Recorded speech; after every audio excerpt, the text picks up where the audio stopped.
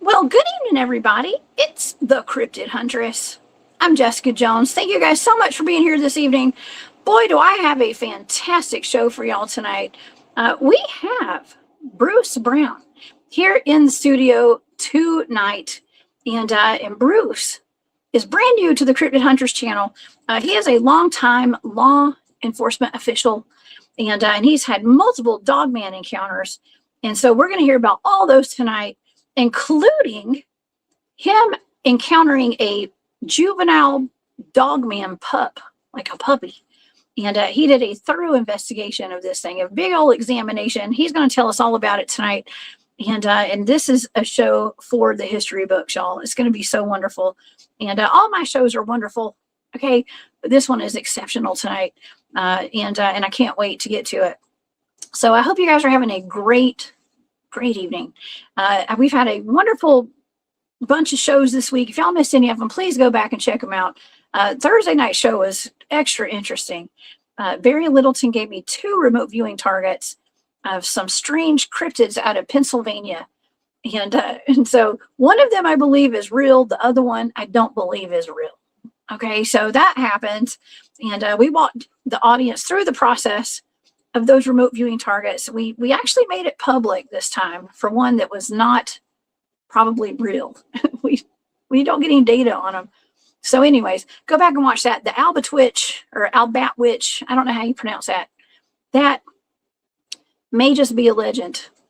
But the other one, the Squonk, surprisingly might be real. Okay, so anyways, tonight we're going in deep into Dogman territory. And we're going to be hearing about Dogman encounters out of Tennessee, where I've done some field research myself. And also some of the National Forest area where Bruce has done some hunting and researching, extends up into Kentucky as well. And y'all know I just came back from the LBL. I've had a couple of trips up there the past couple of months. And I'm heading back soon. You guys won't know when, but you'll know when I get back. I'll let you know. Okay, so, but anyways, if you guys would like to check out the Cryptid Huntress, please go over to my YouTube, go to my YouTube channel and subscribe. If you're not subscribed, please do. And like the video, hype up my videos, y'all. It helps get the word out, and it helps get my videos out to the public, to people who might enjoy watching these. And but go to my website. It's thecryptidhuntress.com. All of my shows are posted there, along with my calendar of events. I do a lot of public events, a lot of presentations and public speaking and festivals and stuff. So y'all go check that out. Okay. And let's see, I also have a Patreon if you'd like to support my work. Thank you to all my members. And I also have a shop. It's called War Woman Goods over on Etsy. And thank you guys so much for all your support there as well. Okay. Well, let's get to our show. I'm giddy with excitement, y'all. Okay, giddy. And let's get to it. So tonight we are going on the hunt with Bruce Brown. Bruce is a former law enforcement officer from Tennessee who has had multiple intense Dogman encounters. He served as a patrolman, a deputy sheriff, sergeant of patrols, detective, and chief of narcotics, and a detective in that narcotics department as well. Whoa. Okay, so his professional background exposed him to calls on Bigfoot and Dogman when he was in law enforcement, and he knows the protocols for how those cases were handled and potentially covered up. And sometimes I've heard him talk about how the military does get involved with some of these cover-ups. We're going to talk about that a little bit tonight. It's something that I have some experience in as well. Bruce first encountered a dogman while hunting. He was observing from a tree when he was in his tree stand. A couple of years later, he had an intense encounter while ginseng hunting, okay, and he got a very detailed look at what he believes was a dogman or a werewolf, and that one actually followed him home. It was a pretty, I'm going to say, a terrifying encounter. Now, Bruce is like me. We don't get scared, okay, but we get alert, okay? We get very much in protection mode, let's just say. And but that one followed him home, and after multiple other encounters with these creatures, he did come face to face with a small injured dogman puppy. And he picked it up, gave it a thorough examination. We're going to talk about that tonight. And so you guys, please help me welcome to the show, Mr. Bruce Brown. Hey, Bruce. Hey, everyone. Hey, everyone. Glad to be here. I can't see everybody's comments. I'm on the phone, so... Well, I will pull those comments up for you, Bruce. Okay. Well, if you have any questions tonight, yeah, I'll pull them up. And I want to thank you so much for being here tonight. I have been wanting to get you on my show ever since I've found I was listening to Vic Cundiff's show, Dogman Encounters, and I was fascinated by your story. So thank you for being here. Oh, you're more than welcome. What everybody's going to hear tonight is going to be the truth. It's everything that I've experienced personally, from hunting to ginseng hunting to researching and running across these things. Whether it be paranormal, I don't know. All I can tell you is what I've seen and what I've investigated, and the fantastic opportunities I've had to engage with these cryptids. And never had a bad encounter with one, except one. And that was one that broke my windshield on my car. That followed me out of the woods. But my first one, we'll go to it. My first one was I was deer hunting. And I'd gotten a stand before daylight. And long after daylight, I had seen a big black dog I thought was a dog coming across the field, and it wound up, it was too big for a dog, so I decided it was a wolf. Well, this part of Tennessee, we don't have wolves. But as I picked my scope up and looked through my scope on my rifle at it, I realized that it wasn't a wolf. It had red glowing eyes. Now, this is a clear sunny day, clear sunny morning. And it was astonishing to see it. When it got within 20 yards of me, I didn't want to shoot it because I didn't know what it was. I don't like shooting anything that I don't know what it is. It had features about him. It was completely fascinating to me. It had the upper body portion of a man. So I'm thinking werewolf. That's what I've always heard, werewolf. So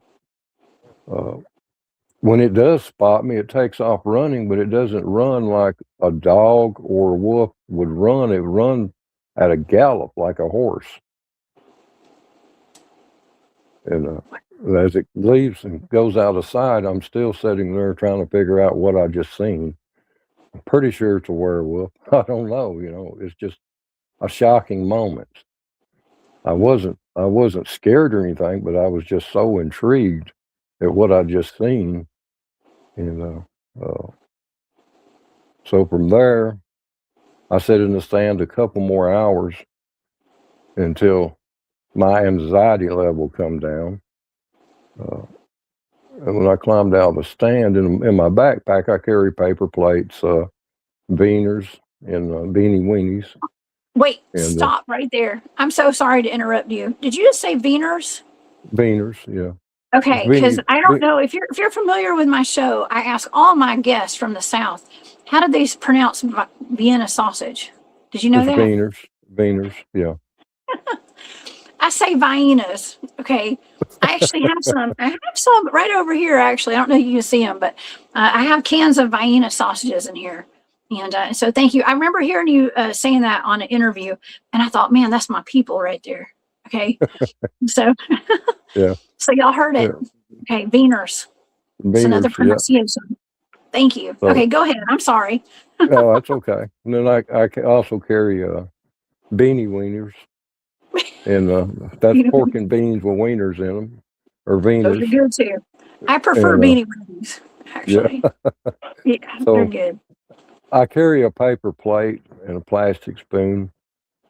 And after sitting in the stand a couple hours after this encounter, when I come down out of the stand, uh, I went behind the tree to head back towards my truck. I was on the back side of my farm.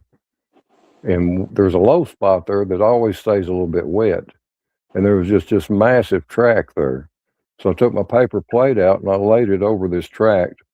And my paper plate, standard size paper plate, was probably maybe a half an inch bigger than this track. So I realized that this animal, creature, werewolf, or whatever it was, had circled me without me knowing it. So that was a very, very interesting. So Without you knowing it, so you didn't see it, you didn't hear it, but it was down there circling you. when it went out of sight, I thought that was the end of it. But I stayed in my stand a couple more hours to make sure that it didn't come back through, because I didn't feel like I was dealing with an animal that you could kill to start with, and it was too human-like.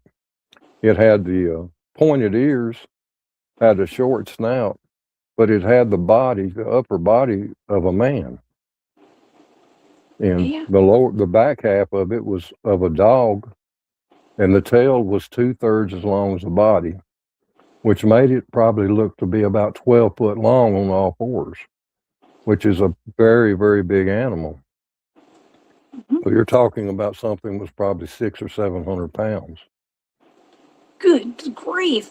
Now, Yeah. Bruce, that's interesting that you're saying that it's, when I first saw the first Dogman that I've ever seen was last year leaving Alabama out of the Talladega National Forest, and in an area that was known to have some Dogman sightings and potentially maybe a Dogman related death in that hunting area out there. So, but when I saw what I was looking at, I couldn't tell what I was looking at because it was unlike anything I'd ever seen before, and so it was confusing. It was kind of like a mix between a hyena, an African dog, and a bear and a panther. That's the only way I could describe it. It was so odd because your brain wants to kind of focus in on the things you already know, I guess. Right. Hmm. So I thought, well, I was looking at a skinny bear for a minute, but then I wasn't looking at a skinny bear. It was Right. something else. Yeah. But this thing had the arm and the muscular arms about it as a man. Mm. The hair on its chest was thin, so it had the whole buildup of a man, except with a short snout dog's head. The back end of him had hind quarters were that of a dog or a wolf or something like that, and then the tail was 2/3 the length of the body, which is really unusual. And when it took off running, uh, it galloped like a horse. It was just, it was so smooth of a gallop, it looked like it was gliding.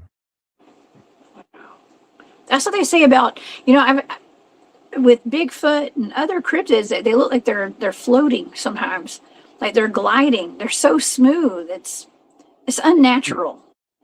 Right. And then, I've had several Bigfoot encounters, and I've got to see that out in the open, like on gravel bars and stuff, and where their knees are bent and they place one foot directly in front of the other foot, it could be several feet apart.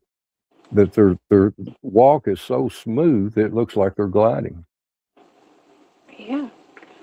I know. It looks like they're dancing or something. What is that?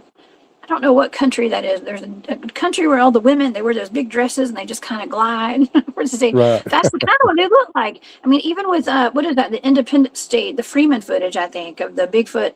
Is that the mama holding the baby, walking over those boulders? And she's just kind of, a human can't walk that smoothly over boulders. No. We tend to wobble. We're off balance. Yeah, especially when me. you get into Dogman and Bigfoot, they're sure-footed. The way their knees bend have a straight line quality about them that they can. It appears they're gliding, but they're walking. Mm-hmm. Wow. Okay, so you got a good look at this thing, and it was confusing to you, not knowing if it was a were. I mean, it sounds like a werewolf, kind of, because it's got such human features. What did its face look like exactly? Did it look more like a German Shepherd, or you said it looked kind of like a pit bull, or No, what? more like a hyena. It was short. It was Mm-hmm. short-nosed, but a heavier head. It had a head on it like the size of a cow, but it had that. There's something about that head that reminded me of more of a hyena, even though it was black, jet black.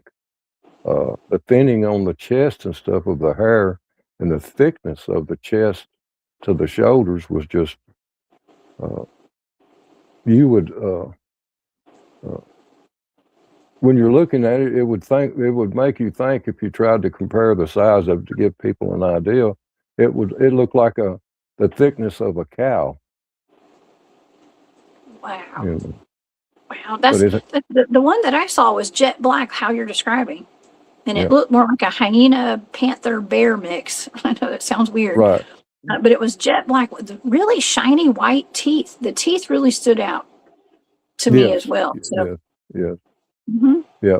weird. Extremely white teeth. The tail was probably 2 foot in diameter with the fur on it, the hair, and it was 2/3 the length of the body, and that's something you just don't normally see.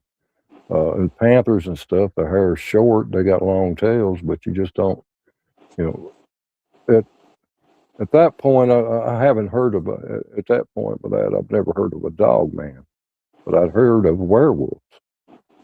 So I was almost convinced as a werewolf, and then with the human features of the arms and the chest and the thickness of its body, uh, it just confused me.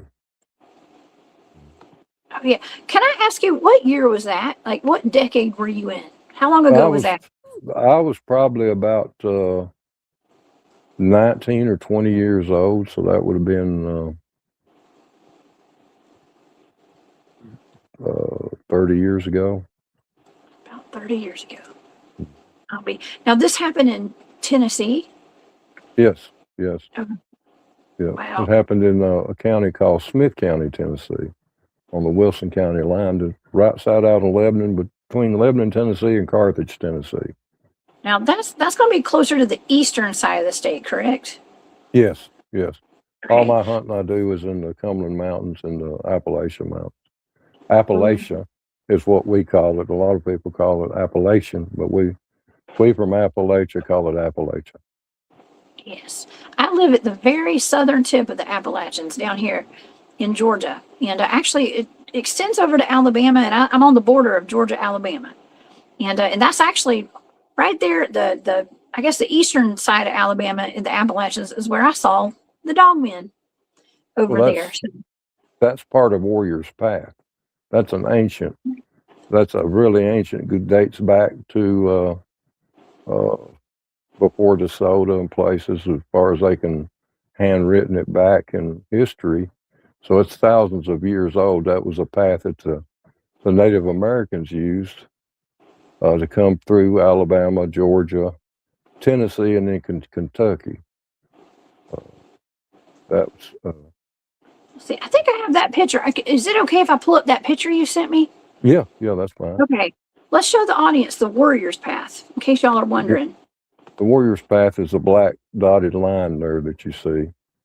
That's the ancient warrior's path. When Daniel Boone come into this part of the country, he renamed it the Old Kentucky Road. Old Kentucky Road. And that was, he named it the Old Kentucky Road in about sometime in the very early 1800s, while it was still under the Indian Treaty. Wow. Well, that is really interesting, and there's so many Dogman encounters out on that side of the state, and in Bigfoot too. I was privileged to be invited out to East Tennessee and Cocke County. Cocke County is actually known for unspecified or unidentified animal attacks on a couple of people out there. Yes. Back a few years ago with Amber Miller and Tony Aarons, I believe. And I was invited up there to go on an expedition that centered around a cemetery, an old cemetery out there. And our group had some massive Bigfoot / Dogman activity out there while we were out there. But it's right down the road from Oak Ridge Labs. And, I don't know if there's a connection there, but I don't know, Bruce. I think there could be a connection. That's the Manhattan Project, yeah. Mm-hmm. There's more than that going on there, but that's what it was. Yeah. That's originally what they had it there for, I think. Yeah. When you get into the warrior's path, the warrior's path was a treaty among all the tribes that if you were on the warrior's path, that was a safe place. We have a rock that dated back to 1492 in written, that goes further back than that, called the Standing Stone Rock. And what it was is it was a rock that looked like a dog man, and it was centered to where the Shawnee, Cherokee, Choctaw, and all of them met there in religious ceremonies, and it was a no war zone. So everybody come there in peace and prayer like they did in places like Jerusalem and stuff. Ooh. We have a place like that too. I've been to several rocks. I know it's kind of interesting. I went up to Montauk, New York, on Long Island. There's a place called Council Rock, and that's a place where I think it's the 13 tribes of the indigenous tribes on Long Island used to meet there at Council Rock at Montauk. And I just went yesterday. I was out at McIntosh Reserve in Georgia. And there's actually a high point by the Chattahoochee River where they call it, I forgot what they call it exactly, but it's a place where almost like a council rock as well, on top of almost like on a cliff, or call it the bluff, I think. And it's where it was a place where there was a truce called, I guess. And that's where all the different tribes would meet. Well, here on the Warrior's Path, right here in Standing Stone, is what it's called here in the Warrior's Path, is Putnam County. It comes around it breaks apart in two pieces, and it meets back up through Putnam County into the west of Monterey, Tennessee, and then joins back in to the old Warrior's Path. They had a standing stone there that there's no history on it, but it was a Dogman carving. And that Dogman carving was a peace place that where all warring tribes entered those areas. They weren't allowed to war because then the whole nation would turn against them. So you come there in peace and trade and for religious reasons. And a Dogman carving. Yes. That was something you don't hear all the time. Well, it was kept up until the 1895s. And then when the European people started settling here heavily, in about the 1830s, you had over 3,000 different religious groups that were in this area that took it as a demonic sign or something. And so they destroyed it little by little. And then when the railroad come through, the railroad took the whole thing down, but one little piece. And it's in the the Monterey Library, the last remaining piece of that rock. Oh my gosh. So it's So on display. so people thought it. So some of the locals there thought it was demonic and just got Right. rid of it. Well, You know, there it were, makes me wonder now. Like people did not. I mean, back in ancient times, let's just say, you know, people drew on the walls of the caves, and they, you know, any kind of art they had, they drew what they mhm. saw. They weren't just making this stuff up. I don't think. I wonder if there was some sort of race of dog-headed people here. I wonder, Yes, or the ancient that's Egyptians. yes. I mean, I firmly believe that because Dogman goes back for the beginning of times. Uh, some people call them Nephilim, the Bigfoot and the Dogman. I'm not there yet on them being Nephilim. Through my investigations, they were just a form of people because they do have DNA, human DNA in them. It's been proven on the mother side of both Dogman and Bigfoot that the mother side was human DNA. They just don't know what the father side is. That should be coming out shortly. As you know, the government's slowly releasing things. And I can't get into names and specifics, but the Dogman and Bigfoot are DNA'd as humans. Whoa! Like, Well, I knew that the Bigfoots had their maternal side was human DNA mixed with something unknown, and that's you it's interesting that there's been studies on the dogmen as well. Now, I'm one of those people. Call me a conspiracy theorist, okay? But I'm also in the field a lot. I'm a realist. Let's put it that way. But know, but I, you know, I believe, I think, and through the people that I've met, people that I have interviewed, my friends, people I've talked to, I think that there is a connection. I think that potentially our governments know about these things. They have programs working with them and all that. So that's a whole other rabbit hole, you know, to go yeah. down. Well, we But, got interdimensional. The government doesn't like to call them extraterrestrials. They're interdimensional. Let's see. I can say this much. It isn't our government making them. It's the aliens from other planets making these.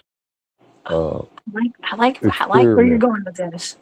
It's Yeah. experimental, and the tall white aliens that can't understand how we are able to interact with animals.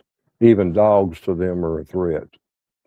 Pet dogs, any animals to them are a threat because they can unalive you, and they don't. They're trying to learn our culture and how we can coexist with these things. Mhm. From their worlds, they take out anything that could cause them harm. So they're learning a lot from us, and then through with the government, they are allowed to do experiments. But you got to keep in mind that through the military and these top scientists, they can take these things back to 250 million years. So, are we really truly humans and are aliens too? We have Yeah. to look at that. Okay, You know, Bruce, I want to just tell you, because when I first started doing my Bigfoot field research, I just wanted to go see if Bigfoot was real. Okay. right, And and I found out the first time I went on an expedition, I found out Bigfoot was definitely real. And then I right, went home, and I almost immediately started having interactions with ETs in my bedroom at night when I was sleeping. I would wake up with aliens in my house and stuff. And this was after I started doing the Bigfoot field research. And right, so I told the people on my team, I was like, look, I wanted to look for Bigfoot, not get abducted by aliens. Okay. right, right, But it kind of goes, I know this sounds really weird to a lot of people, but I've kind of set the precedence here on my channel. Like, it's all connected somehow, some way. A lot of this is connected. And the head of my Bigfoot research team always said, all roads lead back to ET, is what he said. right, So right. I believe that's true. Well, you got 21 different species of humans. There could have very easily be 23 dogman and Yeah. Bigfoot. You have the Dogman clans. I've encountered several groups of fours. It's very rare, but you will encounter them. Same way with the Bigfoot. And so you get into Homo sapiens, all these different things that we can understand. But when you get into an animalistic situation, people don't want to accept that some of these things that they're calling animals, like Bigfoot and Dogman, are human DNA. So you got to look at the fact they're looking at us like we're aliens, like we're looking at them like they're monsters. Yeah. I mean, I feel like they are big hairy humans when it comes to Bigfoot. They're just gigantic, big hairy humans that can. I'm really weird. I'm careful about saying that they are invisible or they're invisible to us. Okay, sometimes I was just at the Land Between the Lakes a couple weeks ago, and we had a late night. I'm gonna call it like a cryptid ambush at like 2 o'clock in the morning. My friend Matt, aka War Criminal, he and I were sitting around the campfire, and something came running down the hill behind us, heavy. And let's just say some came down another hill. It was the Indian burial mound. And there you go. Your Indian burial mound, right? Yeah, they have protectors. So yes, they will. Sometimes it works out good in places like that. Sometimes it doesn't work so good. Yeah, we were lucky. Yes. Generally, they don't really attack you to try to kill you. When you get into burial mounds and cemeteries, they will protect certain areas. You hear, personally, I don't know of any people that's been killed, but I hear people being killed by these, for lack of better words, cryptids. But I think when that happens, it's because of the spiritual realm has got within these animals or these humans to protect those mounds at all costs. That's right.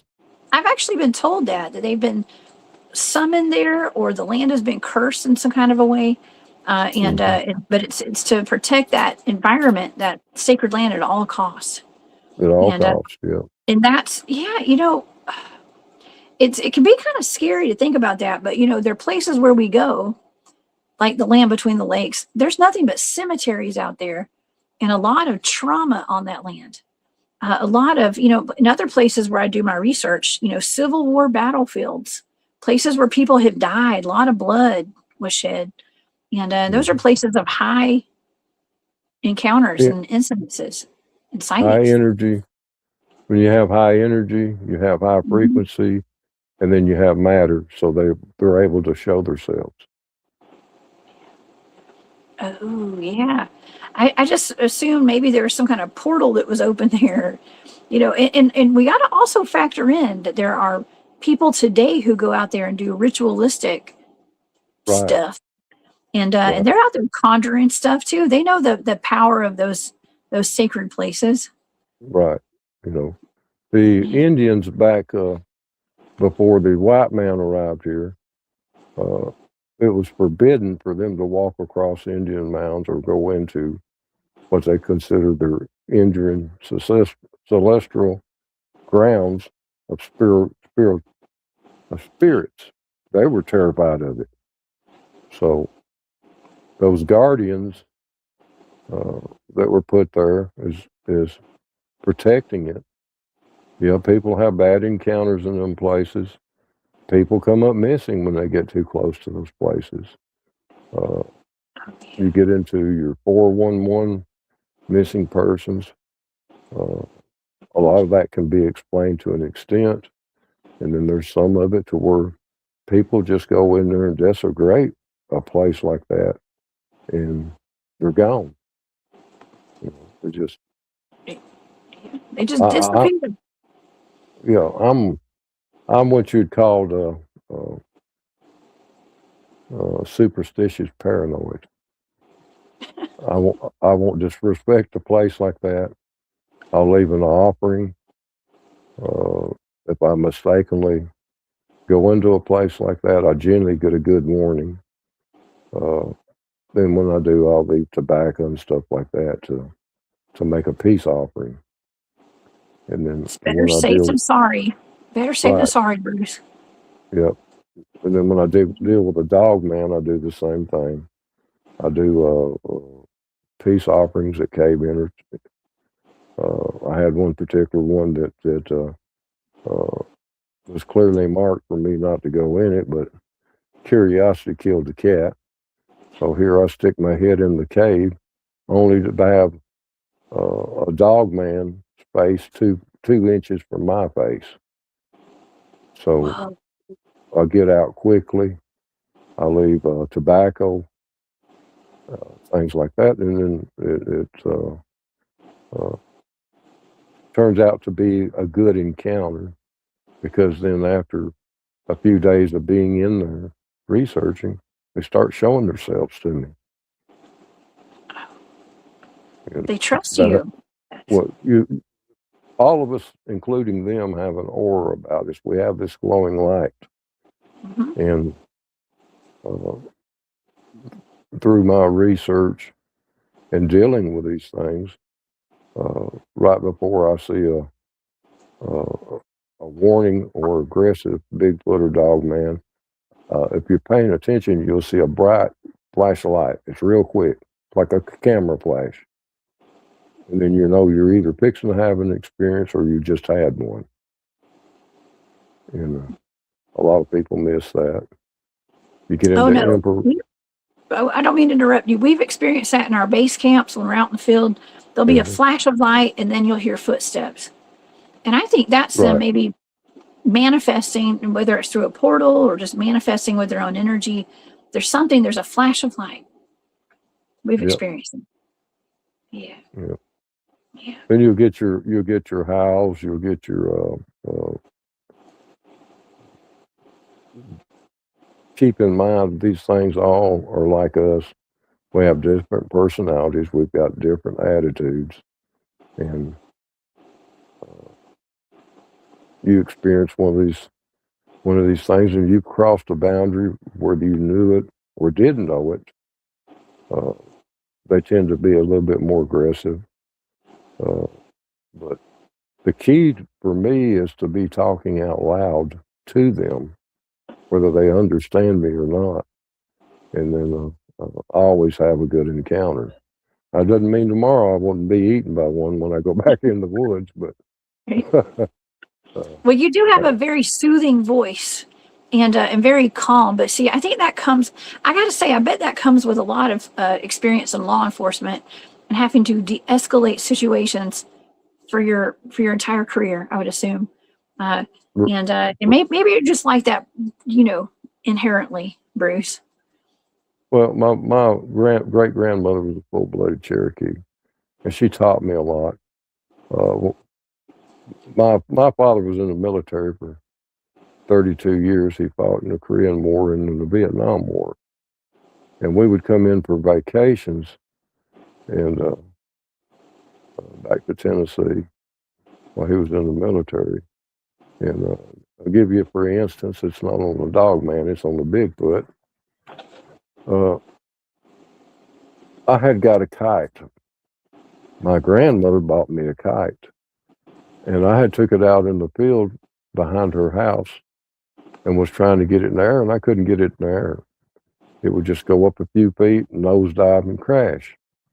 Well, these three Bigfoot, unbeknownst to me, they're Bigfoot. I'm 8 years old. I'm watching Wild Kingdom. These are gorillas.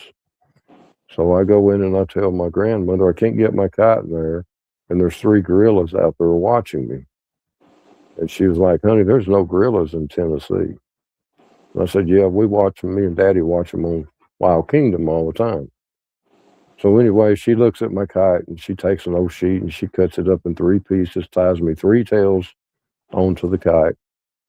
And I go back out there and these gorillas have gone in. They're not there. So I'm playing with this kite and I finally get it in the air. And these 3 gorillas, two full grown ones and a smaller one, walk out into the fields where I'm at. And I'm talking, telling them, I'm trying to get this in the air. After my 3rd attempt with the tails, it goes up. It goes way up in there. I'm letting out my string, and they're watching my kite. And I'm talking to him, and we're just having a big blast. And I go in and I tell my grandmother, we went in there. The gorillas come back out and watched, and I was talking to them, and they were watching my kite, and she said, that didn't bother you? I said, no, because I'm more into the kite than I am the gorillas. Wild Kingdom said, don't look them in the eye and they won't bother you, but you can talk. And so a week or so later, she took me to my great-grandmother's house to check on her, who was a Cherokee, full-blooded Cherokee Indian. And evidently my grandmother had told her what I'd seen. So she brings me in the house and sits me down at the kitchen table and fixes me some cat head biscuits and some jelly and molasses and stuff. And she said, I want to talk to you about what you're seeing. You're seeing hairy men. And I'm like, well, it's gorilla. She said, no, it's hairy men. We don't have that in Tennessee. These are hairy men. That's what the Cherokee called them. And so she explained to me how her parents and her grandparents, tribe members, the clans went out and hunted, and how they would kill animals and bring them back in to feed the tribe, the clan, and they would always leave 2 guards out to watch the meat. And one particular night, something come in and killed 2 men that was watching the meat. So they set up a hunting party the next morning to go after to track these things. And they got into a big fight and lost 2 more of their clansmen, but they were able to kill some of them and retrieve part of the meat back. And she said, so these are hairy men. Tennessee doesn't have gorillas. So I started paying attention to a lot she was saying because, to a young boy, people getting killed, you sort of raise your eyes. And, they like to use wood booger, boogeyman, and that stuff will get you type of stuff. Horse ninjas. Those Yeah. Tennessee gorillas out there. That's wild. Yeah. That I mentioned to the audience earlier tonight that you were in law enforcement for many years. And I have to assume that you probably took some calls. You guys had some sort of, considering all the experiences that you had, especially growing up and throughout your life, other people were having these experiences too. And did you guys get a lot of calls? Did you ever take any calls where you had to go out and deal with Bigfoot sightings and Dogman encounters? Yeah, mostly Bigfoot. Yeah. We go out to get a call of a prowler around somebody's house. Keep in mind, these were big farmlands back then. And you had a switchboard operator, and by the time it got to us, everybody in the community was listening on their little crank up phone, so everybody, knew what was going on. And you go out there around and the barn lots were, somewhat muddy, and you would find these big giant prints and stuff. And then, you would deal with, at that time they were calling them Sasquatch. You would deal with that. Generally, if you caught a set of eyes that were up tall, meaning a lot taller than a man, you could generally fire off a round or 2 and they would leave and not come back. And that's what we dealt with. And then we wrote reports. I didn't mean to interrupt. I'm sorry. Did you encourage the people who were having these encounters or had issues on their property, did you tell them to maybe shoot around in the air to get rid of them, or did y'all go out there and do it yourself? No, we didn't encourage that because you didn't know what you're dealing with, because sometimes you had a rogue that was pushed out of the clan for misbehaving or challenging the alpha male, and a rogue could be uh, extremely dangerous. So Daniel Boone was a prime example of that. A lot of people don't look out a lot of people didn't look into how he figured out to shoot one in the eye to kill it that was attacking his son. But if you look into that, he had to know a lot more about these Bigfoot and how to kill them, because as it was killing his son, throwing his son around, he shot it in the eye. That was the only way to kill it, because it has the ones I have seen that were hit by cars and stuff have a full body bone plate, a breastplate that goes down to their waist. So it'd take a very big gun to penetrate that. So you saw one that had been hit by a car? Oh, I've seen several hit by cars. We had one that we worked in Macon County, Tennessee, that was hit by a car. It was knocked through a fence. Both legs were broke, one above the knee, one below the knee. It had some internal injuries. We get the call, we go out there. The guy thinks he's hit somebody. And then when we get out there, it winds up being a Bigfoot. It's still in a lot of pain. We debated it, put it out of its misery. But at the same time, we realized that if it was just broken legs, it could be fixed. You can fix broken legs. But it did have blood coming out of its ears and its mouth. It had one eye that was messed up. So we made the call. You got certain agencies you call. We made the call, and we done our reports, our incident and accident reports. And we have a extremely long black SUV and a black Ford Crown Vic that was like mine with tinted windows pulled up. And the guys got out with Eagle Star badges, and they took the scene over.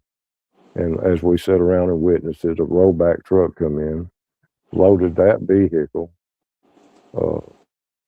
and then the Bigfoot, it had knocked it through a barbed wire fence into a cow pasture. So we helped load it on a stretcher, strapped it down. Now, it was in a lot of agony. It was making some really serious sounds. And we helped load it into the back of this black SUV. And then they left the scene. And we never located the guy that hit after that, we never located the guy that hit the Bigfoot nor the car. And our reports that were turned in vanished. Mm-hmm. So the three officers out there at that time, that's all, we had each other's word, because all of our paperwork disappeared. Did you have a phone number to call when something like that happened, something anomalous? I know, I mean, you don't have to answer these questions because I don't know if it's appropriate, but I'm going to ask you anyways. Okay. Mm-hmm. You can choose the answer or not. Did you guys have some kind of protocol for this? Like you said that the black SUV pulled up and the Crown Vic with the tinted windows. And I've heard about this time and time again that happens from eyewitnesses. Is there a number you called? Did you turn everything over? Yes, mm-hmm. It's a 800 number. It goes into the federal government. What type of Bigfoot you got, what type of crash you got, what type of injury sustained, whether it be to property or other people, is what you get in agents. Sometimes you'll get, here's one of the slickest parts of the federal government is I was part of the SAD division, which is a clandestine operation of CIA when it dealt with cryptids. And you never get the same agencies over and over again. You get different types. One of my Bigfoot that was seized by the federal government. After I pulled rank, then they sent a 4-star Coast Guard admiral to me. Now, keep in mind, we don't have oceans and stuff here in Tennessee, but it goes to, according to the circumstances, it goes to different agencies within the federal government. So then I sign off on, he brings me the legal paperwork, I sign off on everything, then he takes my evidence and goes from there. And I never hear about it again. Ooh. So it goes into federal. Can I just give you a quick rundown of a case that I investigated, and and the audience is probably familiar, maybe not everybody, but about, I want to say about 5 years ago, maybe, I got called out to a state park in Georgia, and by a park ranger out there who was having an exorbitant amount of Bigfoot sightings at their park. Now, this is the same county where the Georgia Guidestones were, so in Elberson, Georgia, and this is it's a state park. I'm not going to say the name of it. Y'all can find out. Okay, I don't want to get anybody in trouble, but it is what it is. But this gentleman, I spoke with. I was connected to him through a friend, one of his friends. We had a mutual friend, and she knew that I was a Bigfoot field researcher, and so she put him in contact with me. So it was more legitimate, like it wasn't like somebody was trying to set me up, some kind of crazy story. This guy, I FaceTimed with him so I could see his face, and he told me he was genuinely concerned over 9 Bigfoot sightings in 28 days. And he told me that he was having to write up these Bigfoot sighting reports and send them to the governor's office in Georgia. And and I thought, he said, "Will you please come out here and investigate for us, please?" And I said, "Yeah," but I heard the urgency in his voice, but I did not see the urgency to go out immediately, because I do this all the time. Okay, right. but a couple of weeks later, he had hit me up several times, and a couple of weeks later, he called me in a panic, and he said, "Jessica, please come out here. We had a Bigfoot related death last night. Get here now." He said, "Come out here now." And so I rounded up 3 of my teammates. 4 of us went out there. We spent the weekend out there at this park. That state park ranger took us around to every single sighting location, told us all the background story on it, and he took us to this cabin where this man had died. And he told us that this man had had a heart attack when a Bigfoot looked in his window. Right. And he started screaming. His wife was upset, and he had a heart attack. Well, then we found out later on, after the investigation, a friend of mine works at the hospital. She knows the coroner, and the coroner, when the coroner was asked about this, the coroner said, "No, that was not an elderly man. That was a young woman who had a DRUG overdose, and her two male friends were with her." So it was a completely different story, Bruce. Completely different. Yeah. Completely. Thank you. And this is something that I shared this story. I shared it publicly, reluctantly, but when I finally did say something, I started having people contacting me to say, "Hey, we've had a lot of Dogman related deaths, things that we suspect are Dogman or Bigfoot related, and we're being told all these are DRUG overdoses." So I've experienced this firsthand. And you say you think it's a cover up? Yes, it's a cover up. The government doesn't think the public can handle the actual truth of it, and at the same time, they don't want everybody in the woods with guns going after these cryptids, because they're not all bad. The ones I've dealt with have not been. The ones in the land between the lakes, most of them are, because you've got a military base there, and you could have hybrid interbreeding that's using our DNA by alien creatures, whether it be the grays or the tall white. Wow. And then the tall grays like to make super soldiers out of them. So they put trackers on them and they put vests on them that have spikes, like a dog collar would have spikes on it. Mhm. And a lot of times these things are trying to get away from them. When they get outside the tracking zone, then they'll hunt them down and kill them because they can no longer control them. But as far as them I know people killing you, personally who are part of those teams that go out and do that. Well, maybe not a team, but they're contracted to go out there and handle yeah, the critter control. Is what I like to call it. you know, well, you got Fort Knox up here to where at that time, I don't know if they still house all the gold and stuff there. They had a family of Bigfoot living on that complex, that massive area. They kept setting their sensors off. Well, they have to protect this gold, so they sent a team out and used these giant, I call bear traps, but they're a little bit more heinous than a bear trap. And they caught one, and then come in with Humvees with 50 cows. And then when the big male charged, because they caught the female, they just killed them all. And that keeps them from stepping on the sensors and setting the sensors off at the Fort Knox. So then they just eliminate them. Oh, And Bruce. these are sorry. these are flesh and blood Bigfoot. They're not supernatural. Bruce, I was going to tell you, I had a report. Now, my good friend Mark Machek, he passed away a couple months ago, but he used to come on my show regularly. He's from the Kentucky area, Land Between the Lakes area, and a longtime researcher out there. And he came on telling us about a report that he took personally. And I'm not sure if he said it now that he's passed away. I'll go ahead and say it was around the Fort Knox area, where Fort Knox is. It was a Dogman report. And like I said, he took this report personally. It was a Dogman wearing spiked armor that was seen. Yes. Mm-hmm. That's What's what up they with call. that? That's what they're making. What they're doing is made super soldiers out of them. Mm-hmm. They're tracked and they're mind controlled. That's the reason why I believe when you hear people talking about a dogman killing families and stuff, that's tests that the government and these alien entities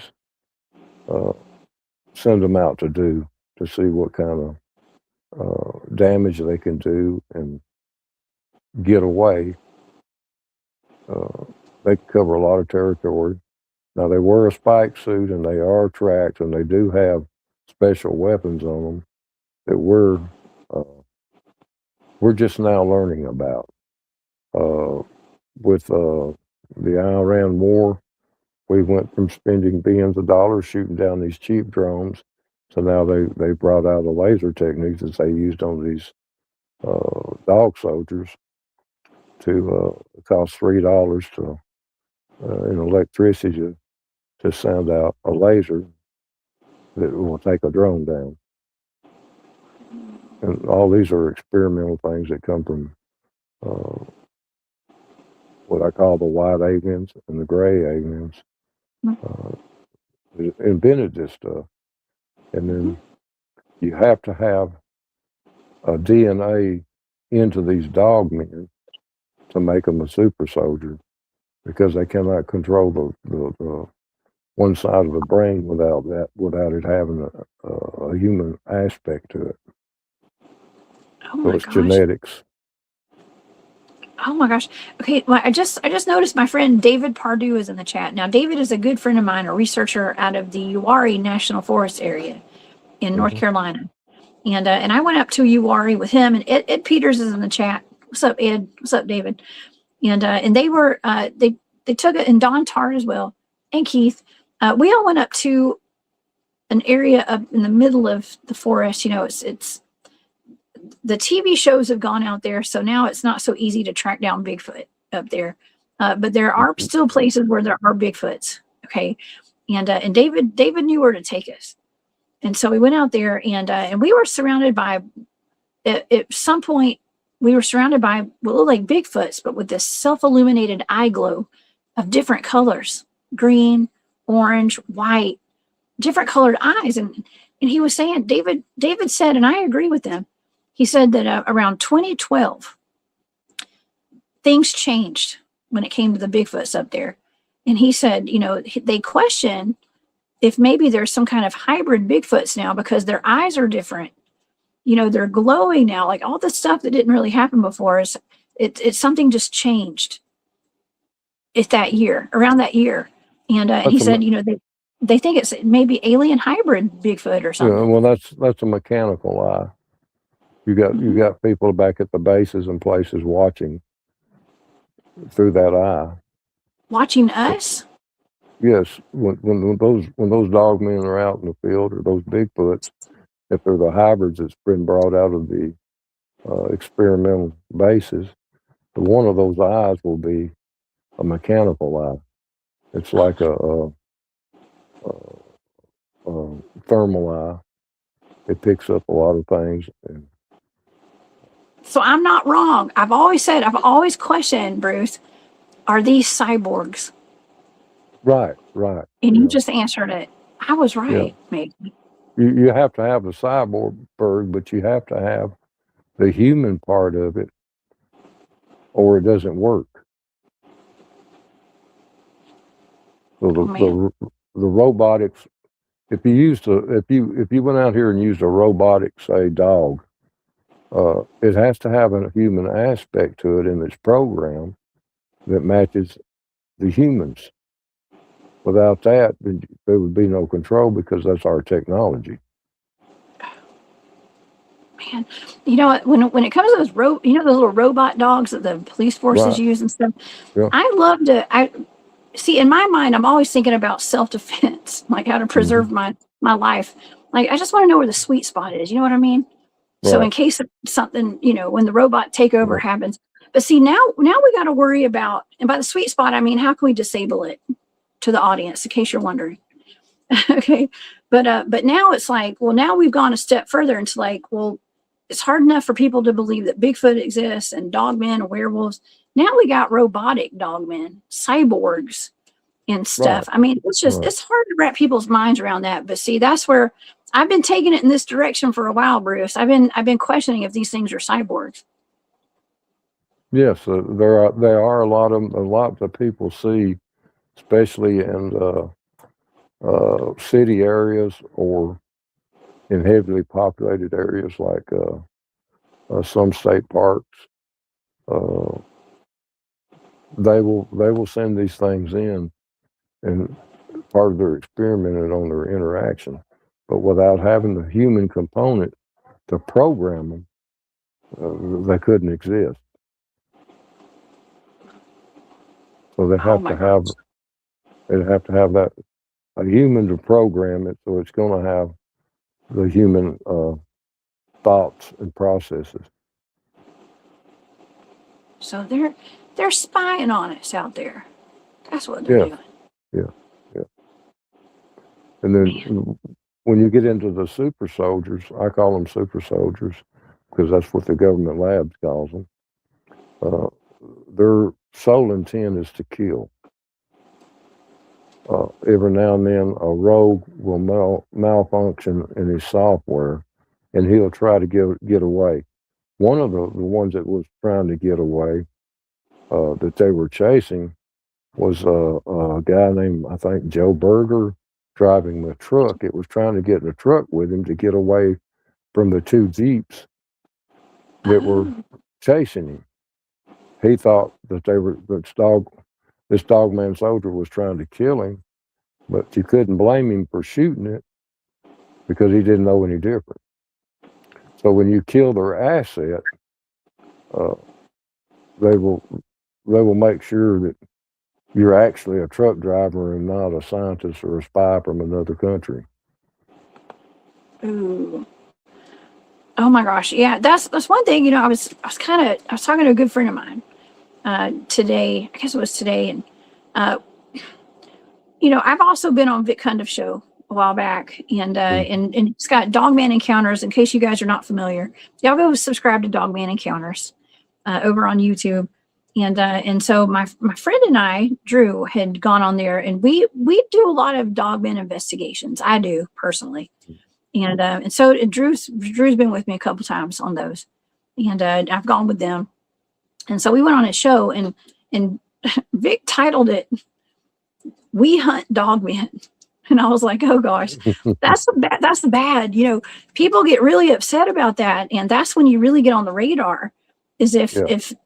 the right or the wrong people catch wind of that. There's people out there hunting dogmen. I don't hunt dogmen. Okay. I want to make that very clear, y'all. I don't hunt, I investigate dogmen. But the title sounded a little much. Okay. Because I got contacted by a lot of people who were like, you need to really scale back with that, Jess. But that's what you're saying. It's you get on the radar, it's not a good thing. Right. Then when you deal with the flesh and blood, the true Dogman and Bigfoot that's not been altered, that live hundreds of years, that's the ones that I deal with. I deal with them off the warrior's path, and I deal with them off of primitive trails in areas that's not been developed, areas that's not been monetized to bring experimentations like that. Because you can tell them, I've seen enough of them. I have a good laugh every now and then, and I shouldn't. I'll go on to some of these Bigfoot sites, and I will see an actual, real, flesh and blood Bigfoot, but everybody's attacking the guy that posted it, and it's actually the real thing because people, it doesn't fit their narrative, I guess, or their thoughts. And then then you have the phony ones out there that's obviously not the real thing. But the people out here that experience them, here's a catch to that. People out here that experience the real thing, well, a lot of times when the real one's posted, they will say it's fake because they're trying to protect the real one. If that makes any sense. Yeah, it does. They're trying to mislead people. Oh, go ahead. Look, like my internet's freezing up a little bit over here. Yeah, I hear you breaking up. Yeah. Let's see. I don't know if y'all can hear me. Let's see. We get to talking. That's weird. My internet will be breaking up. Yeah. You get talking about this stuff during the government, you'll see a lot of glitches and stuff in your podcast. Oh yeah, I'm definitely getting that right now. I don't know if y'all can hear me, but yeah, my internet. I'm shutting everything else down just in case, because I'm having I can see through my device that I'm getting a little glitchy now. Okay, so hopefully it'll clear up. Well, if you can hear me, Bruce, I would like to hear about your encounter with the Dogman pup. Okay, the Dogman pup. I had been out on an area where I had actually had encounters with a Bigfoot. It's a Bigfoot clan down on the river, the Cumberland River. And the part I was in was a very, very high mountainous range. And I had went down to the bottom of a mountain. It took me an hour to get to the bottom. And then I was looking for Bigfoot tracks, Bigfoot signs, because I knew they were there. I'd had interactions with them. And I found a trail that was slowly going up the mountainside at an angle that was too wide to be a deer trail. It was about 3 foot wide. The leaves were falling in the fall, but this trail was exceptionally clean. So I'm going up through there, and 30 minutes following this trail, as I come around a point, I see this about a 15-pound animal coming down a grapevine. And the closer I get to it, I realize it's not a coon, it's not a possum, It's nothing in the woods around here. And I realize it's a pup. So I walk up close enough to it that I know it's a dog pup. Uh, I reach in my pocket. Instead of putting my gloves on, I pull out a glove and I hold it in front of my hand up to the pup as it's coming down the vine, and it doesn't make any aggressive moves and stuff. So when he gets down to about 5 foot level, I guess, I just reach over and pick him up. And then I set him down in my lap. And he's got about a 3-inch tail, but it's all bloody, you know. So I'm looking him over, I'm inspecting him, I'm trying to figure out what this is. And then when I raise his gum up, he's got these huge canines, huge tusks. And I check the other side, same way. I look at the bottom, they're even bigger than the top. Very unusual. So I hold his gums up, and take my 2 thumbs and pull his gums apart and close his mouth. And the bottom teeth fit inside of a pocket, and the top gums outside gums. And the top teeth are hanging outside of the mouth, outside of the fur, because he's just a fur ball. He's not got any hair on him. He's not old enough. And so I pull this fuzz ball away from his eyes, and they're clear. It's like looking into glass marbles. There's nothing there. There's no pupils, no blood vessels. There's nothing. It's just a clear glass. Wow. So this time I've just set him in my lap because he's not aggressive at all. And I'm looking him over and I'm inspecting him. He's got some weird attributes about him. And I'm fascinated by the eyes. I go back to the eye. I move my hand back and forth. He can follow it with the eyes, but there's no pupils. There's no blood vessels in there. It's just, it's not of a milky white or nothing in it. It's just glass eyes. And so as I'm petting him there, I notice that he stays on his elbow, on his front legs, on his elbows quite a bit. So I'm like, I'm intrigued. So I set him down in the path, and he's walking with his elbow and his paws touching the ground at the same time. It's just like a turkey leg, turkey drum. The paws are big up here and it narrows back down to the bone. And I'm sitting there fooling with him, and I notice all these different things about him. I check his tail again, and the only thing I can conclude is it got bitten off. He got into an accident. Something happened to his tail. And I realized after a few minutes, he wasn't playful like a puppy would be playful, but he was very intelligent by watching and his slow actions of moving. So I decided there's a mother around here somewhere, and I don't know what I'm dealing with. I mean, we're out in the middle of nowhere. This is clearly wild. So I stand back up with him in my arms, and I reach up as high as I can, and I put him back on the grapevine. And these are big vines. These are vines that you can cut and swing across a holler on. So I put him up on the vine. These huge claws retract out of his paws. Now, he's got paws bigger than the bottom of a coffee cup or bigger to be a pup. And he just starts slowly going up.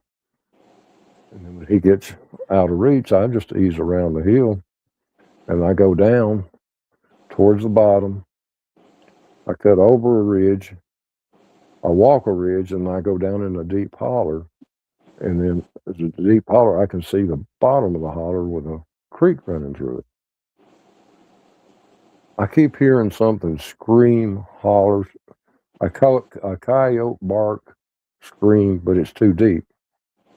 So I cut back up the hill, up the mountain, just a few yards, and I sat on a rock.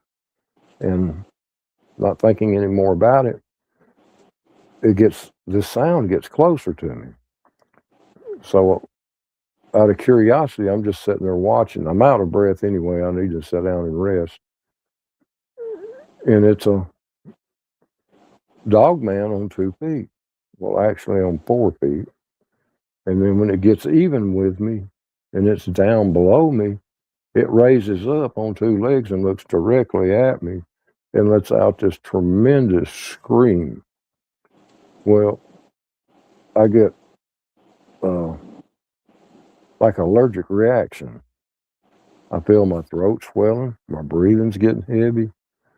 And so I come off of this rock that I thought I was hit on, and I go behind another big tree, which is a poplar. And I'm behind that poplar, and I'm looking out. And he's starting to come up this mountain, but he's walking on 2 legs. And I'm like, well, he's going to hear me breathing, or he's going to hear my heart pumping from trying to get my breath. I said, I'm going to have to make a decision here. And so I come out behind the tree to go straight up the mountain. When he did, he let out this tremendous growl, scream at the same time. And then when it hits me, it's like I've been hit with a bolt of lightning, electricity. Everything just locks up on me. I can't move or anything. And in just a few seconds, I'm able to shake it loose. And so I said, I'm going straight up the mountain.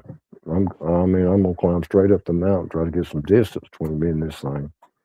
So I get up to the mountain, and at the very top, there's a 4-wheeler trail, and there's a weaving wire fence that's about 4 foot tall with 2 strands of barbed wire, so that makes it about 5.5 foot tall.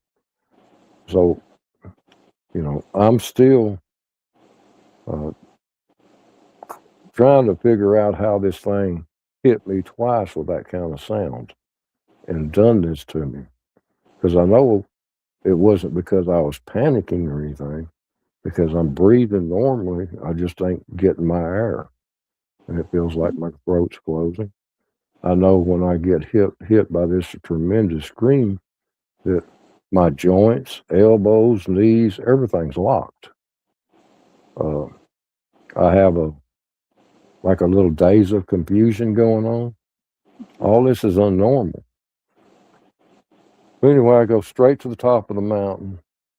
I'm moving as quick as I can, and I'm talking out loud to let it know that I'm not hiding. So I get to the fence. I cross over this fence. It's 5.5 foot tall. As soon as I get on this ATV trail at the top of the mountain, I'm wearing forestry pants, and they've got 2 zippers on each pocket. One zipper unzips the pocket. You reach in and unzip the other zipper. That's where I kept my gun. So I pull my gun up. I ease up that ATV trail. And then when this thing gets to the fence, because I'm watching behind me, when it gets to the fence, it doesn't jump or anything. It just steps over it like we were stepping over a toy or ink pen in the floor. That was how smooth and easy it was for it. So I pull my gun up in the air and I fire around. It doesn't pay any attention to it. It's still locked on me. So I know in that particular area, there's a homestead right inside the woods, just a few yards from me, 75 yards or so from me, that's growed up with saplings and briar thickets, and there's a couple old trees there. So I make a beeline straight into that. I get into the house. There's no windows and doors left. So I get into a room and I put myself in the corner of the room. So if this thing comes to a window or any door after me, I've got a clear shot. Well, everything in the woods is quiet. This is like 1:30 in the evening. There's no birds, there's no crows, there's no squirrels. Everything just went deathly silent. Well, I'm in there for 30 or 45 minutes, and I'm, keeping my composure. If it comes through any one of those doors or through a window, I'm going to have to shoot it. Oh, man. So about 40 minutes, birds start singing. Everything went back to normal. So I come out of the door and went to the back side of the house and head back to that trail. All the birds are chirping. Everything's back to normal. Squirrels are barking, everything. I get on that trail and I don't go no piece. And I hear something to the right of me in a briar thicket and tree sapling thicket. When I glance over, here this thing is 20 yards from me, and he's pacing me. Every step I make, when I stop, he stops. When I looked at him, his eyes were glowing red, laser eyes. So I didn't want to concentrate on looking in his face because the old people say, snake people, things like that can charm you, hypnotize you. So I'm going along, and I'm still a good mile and a half from my car out this old ATV trail. Used to be a logging road. And the worst part of it is that I had to keep talking out loud to keep it at a distance and to make it understand I wasn't afraid of it. I even told it I wasn't afraid of it. And we go a little bit further. I stop, I rest. It stops, just watches me.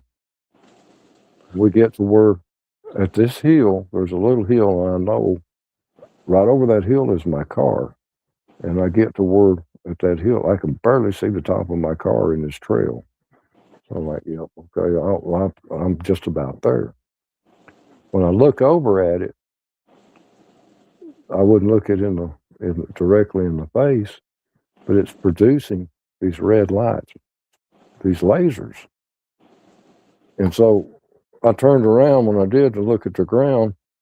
There was 2 razor dots on my chest, but these razor dots were about half the size of the bottom of a coffee cup. So I'm going, this is going to get dangerous. So I make it to my car, and it steps out in the ATV trail and just lets out just like a mountain roar, lion roar type, but it doesn't zap me that time. So I start the car up. I'm going to have to back the vehicle up, and turn it around to get out. Well, I started up, turned it around, and started out the road. It jumps on the back of my car. And this is a big animal. I mean, my car squats. So my first impression is to take off fast. I took off fast. I come out on the main road. I made a hard left turn and slammed the brakes, and he's on the trunk. It throws him off because he's halfway on the trunk, across my back windshield and up on the back end roof of my car. And so I throw him off, and then I take all these routes to get back home, because the first one that I encountered, the buckskin-sided one, he followed me home. So I knew that with laser eyes, I was going to take a different route. So I left this county, was bordered Kentucky. I went into Kentucky.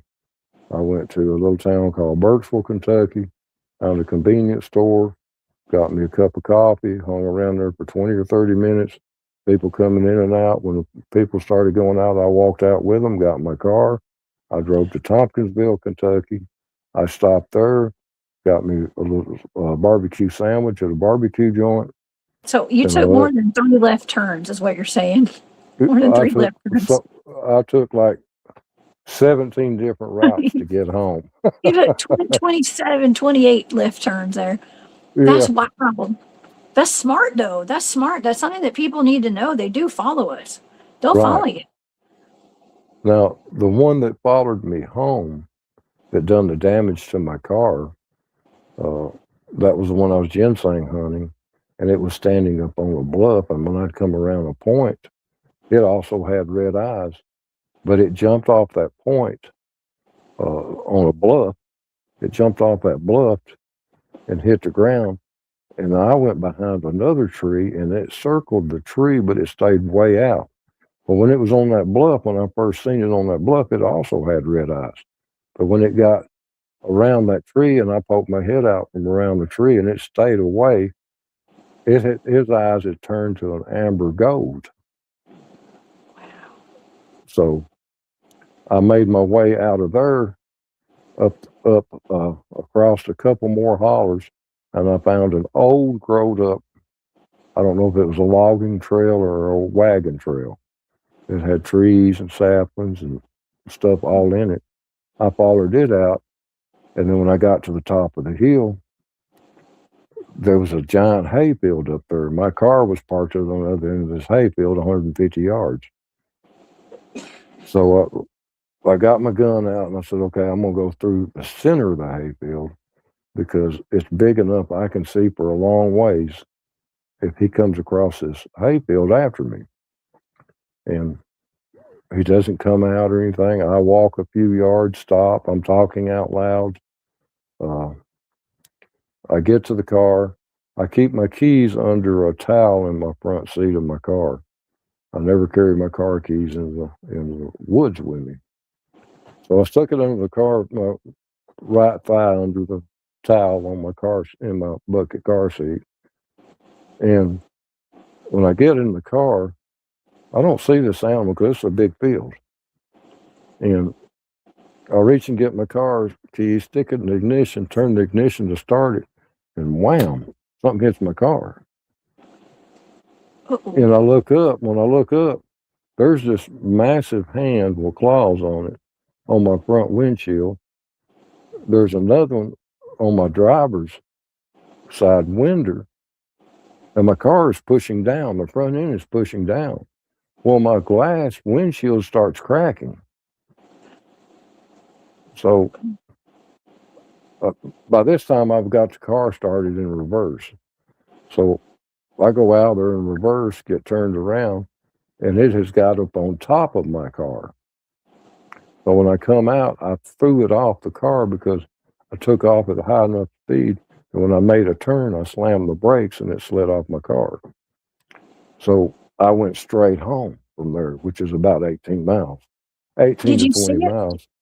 I don't mean to interrupt you, Bruce. Did you see it fly off your car, or did you Yeah, feel it? yeah, I mean, you did. yeah, yes, Did you get a because good look at it? automatically the car raised up and then he hit the opposite side of the road and went off in an embankment. So I drove straight home, and this was about 2:30 to 3:15 in the evening. I was on my way home, was almost 20 miles. I was having to stop behind the school buses, the whole 9 yards till I got home. And when I got home, I jumped in the shower, got me something to eat, sat down in my recliner, processing what I'd seen. You're like, You know, dang, that was weird. yeah, and and then now my windshield's busted, and then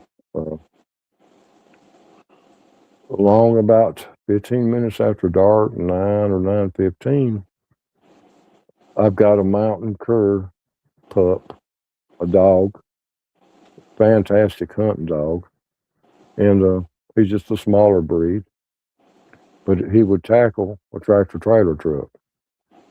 Well, I'm sitting in my recliner.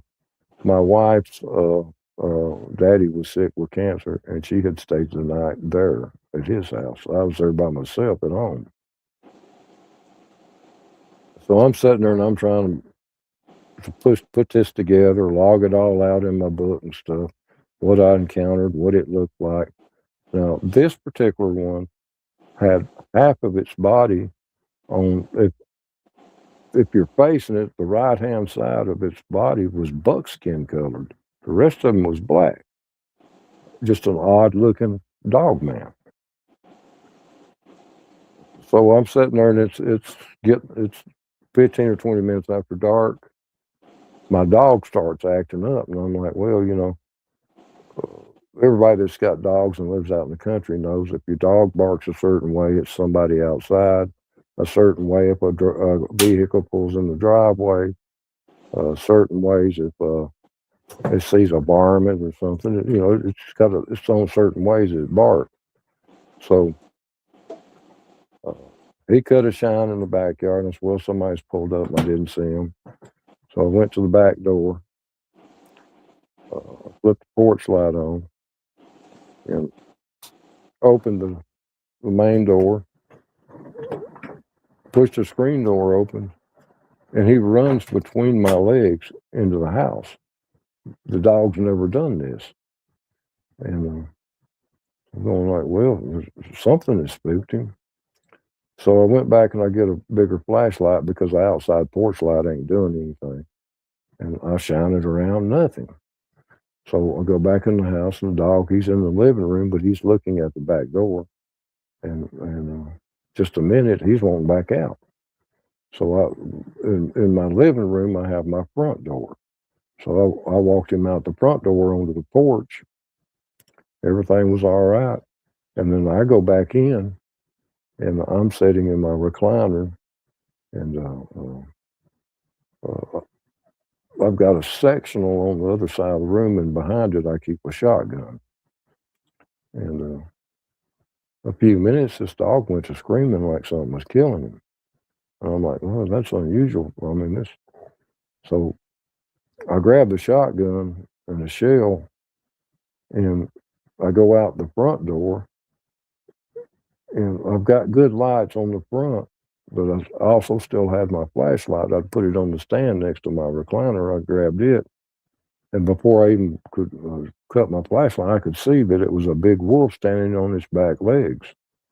Well, my dog run in and about knocked me down trying to get back in the house. And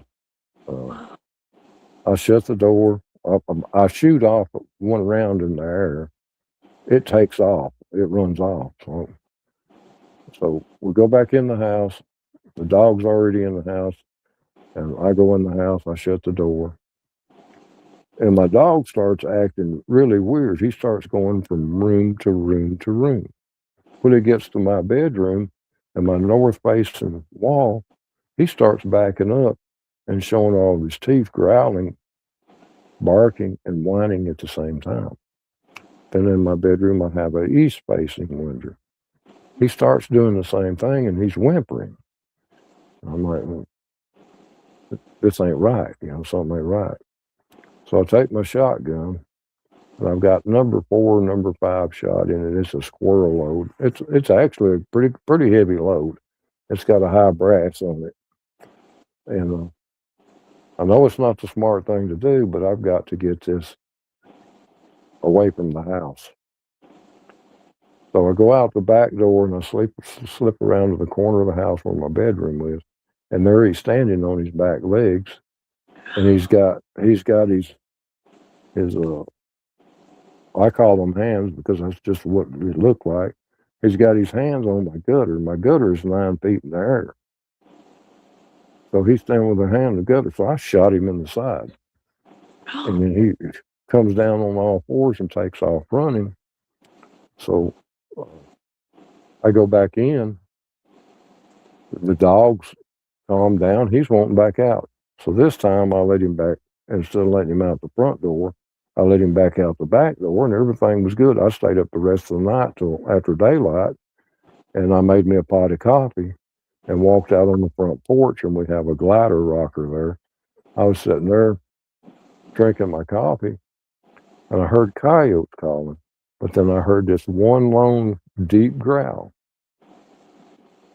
So I get up off the porch, and I walk across my garden into the woods there, and about 50 yards in, I see him. And I haven't got my gun with me, so I go back to the house. I get my high-powered rifle. It holds 3 rounds at a time. And I had bought a fresh box of shells a couple of days before that, and I'd stuck them in my back pocket. So I walked back across the garden.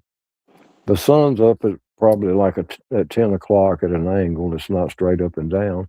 So I've got shadows on the other side of the tree. So I get to the shadow side of the tree and I'm watching, and I've got a scope on my gun. So I'm looking through my scope and I see him again.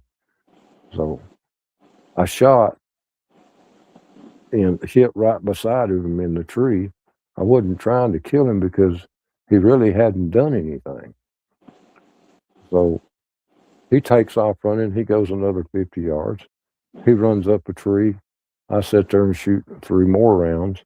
He comes out of that tree and he goes down into the spring branch, which is a wide spring branch.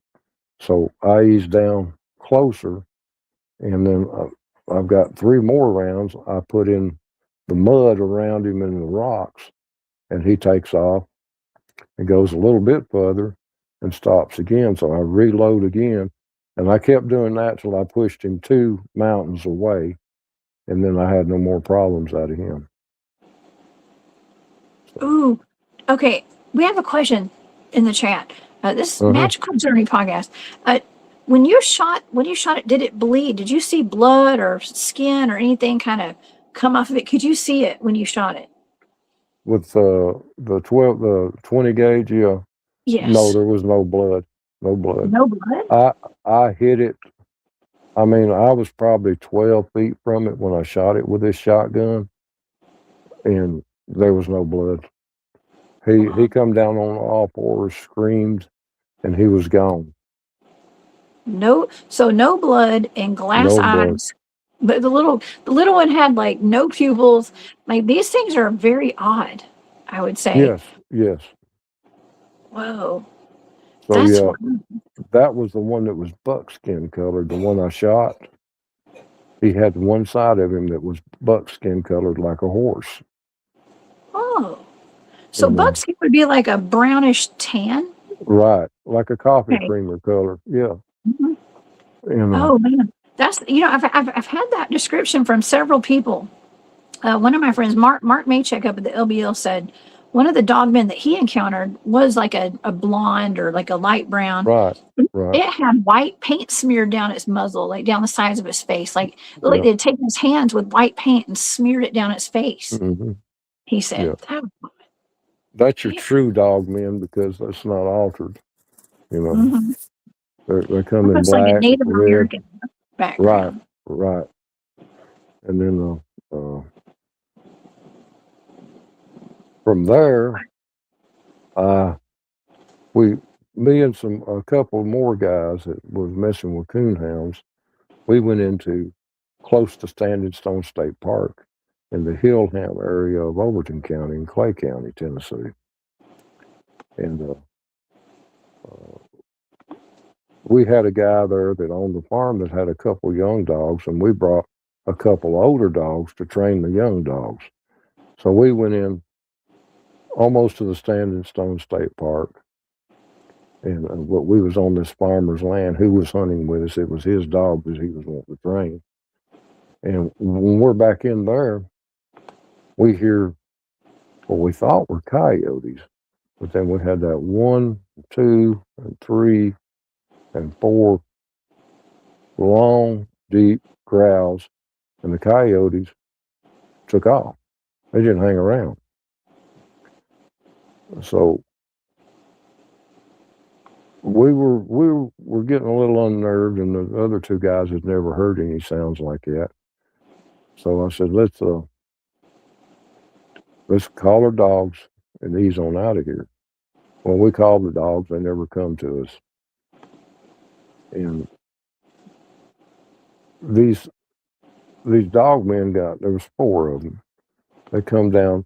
One of them crossed a creek branch in front of us, and we had these coon hunting lights, battery packs on their side, and a cord that comes up behind you, and a band that straps to your head, or you can hang it on a hard hat. One of them crossed right in front of us. I mean, he wasn't trying to hide. He was on 2 legs. He just crossed in front of us. So we knew we were in trouble. So each one of us got to backed up, back to back. We formed a little triangle back to back. to back our way out of there to try to get back to the house, to this farmer's house. And we get so far down, and they're on the side of us, they're in front of us, and they're on the left side. They're right, left, and in front of us. So they're at the point they're stalking us. So I told them, whatever y'all do, don't shoot. We don't have anything to kill them with. I mean, we're toting 22 rifles. No. Yeah, that's not going to work. No, that's for raccoon. Yeah, So just going to make them mad. yeah, I said, don't shoot. Whatever you do, we'll back out of here. Stay calm. Don't show any fear. They smell fear and they see fear. Well, they was like, well, what is it? I said, it's Dogman. Well, they'd never heard of such. Oh, God. But they did see it walk across. All of us seen at the same time walk across in front of us across the spring branch. So we're going backwards, making our way to the house. We're all of us got our backs to each other, trying to cover everything so we don't get jumped. Well, they come in closer and closer. Well, the farmer that we were training his two dogs, one of these dogmen goes up a cedar tree, and he just starts unloading in the cedar tree. There's no doubt he didn't hit it, but it about 15 up to 16 foot up in the air, he jumps out of the cedar tree. The dogman does, and he runs behind us. Well, behind us, 75 or 80 yards is his barn. So we get to the back and down there, and we can clearly hear it in the barn raising Cain. I mean, it's screaming. It's just unreal. So we get to the barn, and I asked him, I said, it's your call, it's your barn, but we probably need to go in and take this thing out. It's too close to the house. And he was like, well, he said, I don't want to deal with it. He said, I've got a tractor, old truck, and some hay in there. That's all's in that barn. He said, I'd just rather leave it alone because it scared him. And I said, well, we can go into the barn. We got enough lights. We can shoot it. We'll take him out. It's your call. And he said, no, let's just let it be and go back to the house. So we did. When we got to the house, our dogs were already in the kin boxes. They had left to come back. We didn't know it. So these dogmen had scared the dogs to death. They went back into their crates. They went back into their kennels. Yep. Oh my gosh. So right after that, a few months after that, neighbor down from him calls him, tells him, I've run into something up here checking on my cattle right at the Standing Stone State Park boundary. He's describing to him what it was. So he says, well, I know the man you need to talk to, which was me. So he calls me up, the guy I'm hunting with calls me up. So the neighbor down here really needs to talk to you. He won't come out of his house. He's seen a werewolf. And I said, okay. I said, call him and let him know I'll be headed that way. And call me back and let me know, because I'm not going to pull in his driveway and walk up on his porch and him scared to death and shoot me through the door or something. And okay, I'll call him and tell him. Sure enough, he was waiting on me. And I told him I talked to him, and he said, Wilson, I was up there on my tractor checking my cows, and this man standing on two legs that looked like a wolf took off running towards me. So he said, I put my tractor in high gear and took off the hill back to the house. And this thing was screaming at me, making terrible sounds. And he said, it's a werewolf. It's got to be. And he said, if I hadn't been on my tractor and outrun it, it would have killed me. And I said, well, first of all, you didn't outrun him on your tractor. He's faster than a tractor. I said, you're dealing with a dog man. It's not a werewolf, it's a dog man. And he was like, well, what am I going to do? He said, I'm afraid to come out of the house. I said, I'll tell you what, I'll come back tonight. I got a coyote pup squall and a big speaker system and a Johnny Walker game collar. We'll go up in the holler and we'll set it up and we'll call and see what happens. So I come back out right at dark. We walked up there, we turned the collar on, we run it, and I got some calls off in the distance.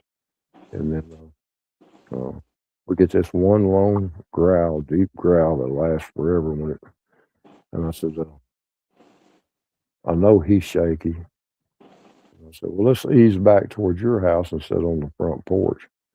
And I turned my collar, we'll set my collar on your front porch and we'll sit in the chairs there. And he had a couple of rockers. And we'll sit in those rocking chairs and call and see if it comes down any further. And I said, and he was like, yeah, let's do that. Let's do that. So we go down there. And I set everything up on his porch and we got our flashlights. And he's got an old 20 gauge pump shotgun with number 8 bird shot in it. And he's not going anywhere without that. He's scared to death. I don't blame him. Yeah. I'd have more than that with me. Right. Yeah. So we're sitting there on the porch. It's good and dark, been dark for a while. And his wife had made supper. And she brought this, she told us, she said, now I've got turnips, fried chicken, mashed potatoes, gravy, everything in there. And we're like, well, we're going to stay out here a while. So she said, well, I'll bring y'all something out. Well, she brought this big old huge platter of fried chicken. And we're sitting there, and I've got the collar going. And about every 10 minutes, I'll turn that collar off and listen, and I can hear it getting closer and closer. So we were sitting there eating this chicken. And he said, just throw the bones out in the yard, the chicken bones. I said, no. I said, somebody step on one of them or anything, get hurt. He said, listen. He said, I'm not going to the hog pen tonight. If I send them back in the house, my wife's going to have me take out to the hog lot and throw them in the hog lot. And I said, okay. So he said, throw them in the yard. So we threw them in the yard. And I'd reach back over and cut the collar. Well, started to cut the collar on. And she stepped out and said, y'all ain't done nothing but scared up a bunch of haints. And for people who don't know what haints is, that's spirits and ghosts and stuff.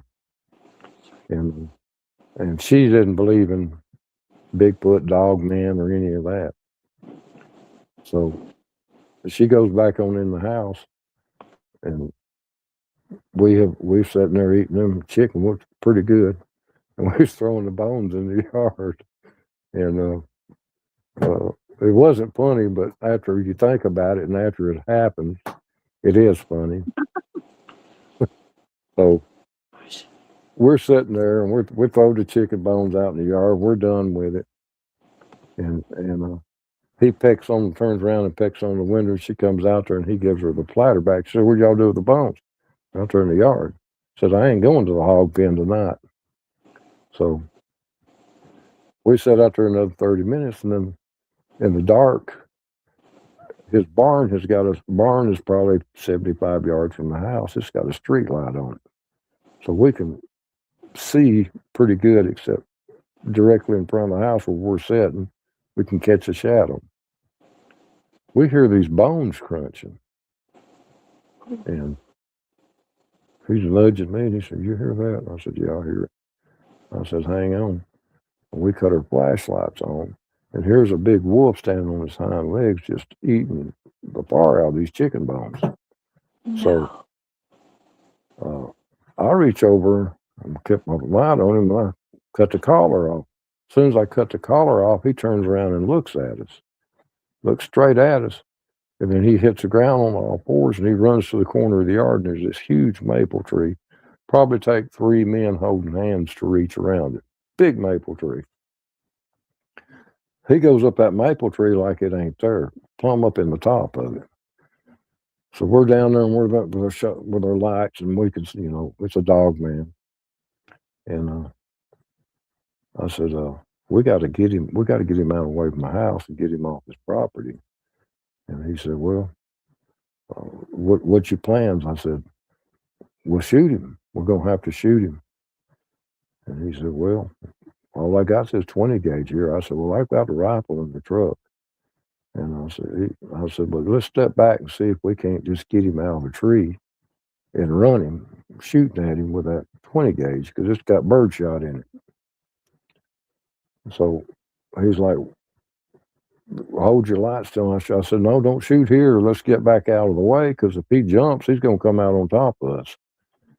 So we get back and where we think we're safe at, and I go up on the porch and get the rest of the box of shells, and we sit there and shoot him with birdshot till we burn him good enough. He come down about 15 foot from the bottom of the tree to the ground, and he just leaps out, goes by the mailbox, runs up the driveway, wide open on 4 legs, and he raises up on 2 legs and running. So I said, shoot him again. He shot him again, and he made a right-hand turn and went into the woods, and never heard from that one again. Never had any more problems other than he could hear him off in the distance, but he had learned enough that night to know the difference between a coyote and a Dogman. So, but getting back to the pup. I was going to say that is terrifying, Bruce. For that to happen. I mean, to me, it sounds cool, but not all. If that were my house, I'd be upset. Right, okay? You got to get him away from your home. Yeah, and he's got that barn out there. The thing sounded like it was very familiar with his barn already. Right. It knew its barn. Yeah. So it had been there for a while. And I was thinking when you were talking about y'all throwing the chicken bones out, I'm like, man, that's a bad idea. You're baiting it. But honestly, if you're going to bait it to shoot it, that's okay. Okay, if y'all had to do that.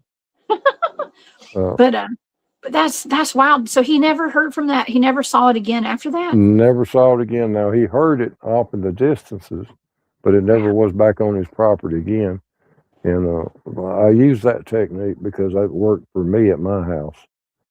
Okay. They don't like guns. And of course, the one at my house I shot with a shotgun in the side, and then the next morning I shot at him with a high-powered rifle. So they don't like guns. So we shot enough bird shot into that one in the tree. He decided it was time for him to go. Golly. We hear this about Bigfoot too, that sometimes the bullets don't faze them at all. Yeah. I mean, it's almost supernatural. Right. Well, with Bigfoot and that plate and the way he's made, if you don't hit him in the right spot, you're not going to hurt him or kill him. Mm-hmm. And the Dogman, I believe that as long as you can hit them hindquarters, the sides and stuff, you can sting him. With a big gun, you can kill him. How big of a gun do you think you're gonna need? I'm just asking for a friend, like a 50 cal or something. Well, no, I mean Daniel Boone killed a Bigfoot with a 32 caliber rifle. 32. By shooting it through the eye. That's right. If you get a mouth shot, or eye shot, or behind the ear shot, a 22 Magnum would take them down. Listen, y'all, to the audience, I know some people get real sensitive with this, so I'm sorry, y'all. If you please don't be offended. I'd mentioned about the robot dogs earlier, and I was like, you just gotta find that sweet spot in case you need to disable it. Well, if your life's in danger, it's good to know how to disable your threat. Okay, that's all I'm saying. And I do know people. I've heard stories about people, especially up in Alaska, that have had run-ins with the hairy man up there, and they were. I mean, it was either them, the hairy man, or them. If they didn't shoot at it, they were not going to survive. That kind of thing too. So it happens. We were stationed. My daddy was stationed on Aleutian Islands in Adak in '74, and we had 3 military soldiers went out with M16s and they had run into a Bigfoot. Now they emptied those 3 clips. I don't know how many shells the M16 held a clip, but they never killed the Bigfoot. It killed them. So I believe that you got to have that placement shot. If you run into a rogue, most of the Bigfoot and Dogmen don't like guns, so you don't really have to kill them. You just to get them away from your property. Me, I wouldn't have never bothered them, but on this guy's property, won't come out of his house and stuff. A shotgun with bird shot was good enough. Just burn them enough to let them hear that bang, and they don't like that bang. Just a little scrape is what that would do. But, right. I mean, some people say, here's what I've been taught, and I was always told to, because a lot of us do carry something to protect ourselves out into the woods, right. Just to in case we encounter, serial killers, right. Mountain lions, a bear, whatever. We've got to be able to protect yourself. You'd be silly not to. I'm just saying, but right. But I've always been told, I was instructed, like, don't shoot these things. Unless something's charging at you, do not shoot them, because they will retaliate. They will seek retribution, and it will not just be one. It'll be their entire clan will come after you and your family. Right. That's what I was told. That's true, because when we was coon hunting that night, I kept telling them, don't shoot, no matter what, don't shoot. But the landowner got scared and started shooting. That could have turned bad real quick. So if you ain't got to shoot, don't shoot. If they're just following you or stalking you or walking beside of you, just keep talking out loud and stuff and do your normal things. But if they're not coming at you and stalking, coming after you to hurt you, you will know if they're going to do that. Then you have to protect yourself. Yeah. You do need to protect yourself. Now, what's up, LIB? Okay, he says hand cannons are like tents. They don't do crap besides make us feel safe. That's true too sometimes. It just depends, Mike. Okay. Well, when I was in the LBL, Bruce, it's almost a month ago now. It's been a while. But my good friend War Criminal, I wanted to say thank you to War Criminal for this super sticker. Thank you, Matt. He was with me when we got surrounded by something that was invisible, that was running down the hill behind me and the Indian burial mound behind us. And they surrounded us. They threw rocks at us. We could hear them. They were pushing our vehicles one of them pushed the vehicle with Martin Groves inside of it. Okay. So it woke Martin up. I mean, we were surrounded for a good hour and a half. I'm going to say about an hour.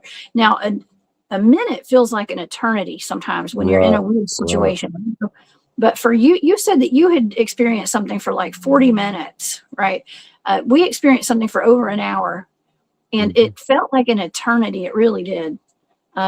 Just being bombarded, So when I had my Bigfoot clan encounter with the female, my encounter with her was probably an hour and 15 minutes. And we sat within probably 12 feet of each other. So she kept the males and the rest of the clan back, but she used like a tree frog chirp and stuff. And then one of my recordings, there's a film crew that's already into its 4 years of making a documentary. They wanted one of my calls because it sounded identical to the samurai chatter, but a different voice, meaning a different Bigfoot animal from Tennessee versus the Sierra Mountains. So that'll be in that.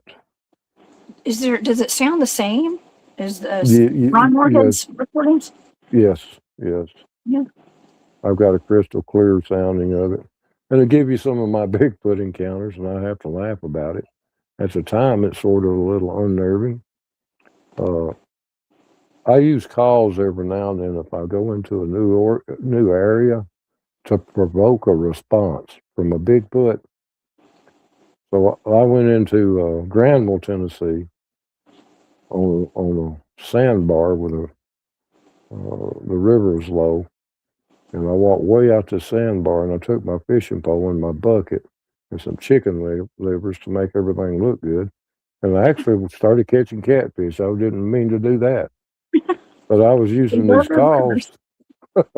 I was using these big howl calls, Bigfoot calls that I'd picked up at other places and recorded. Well,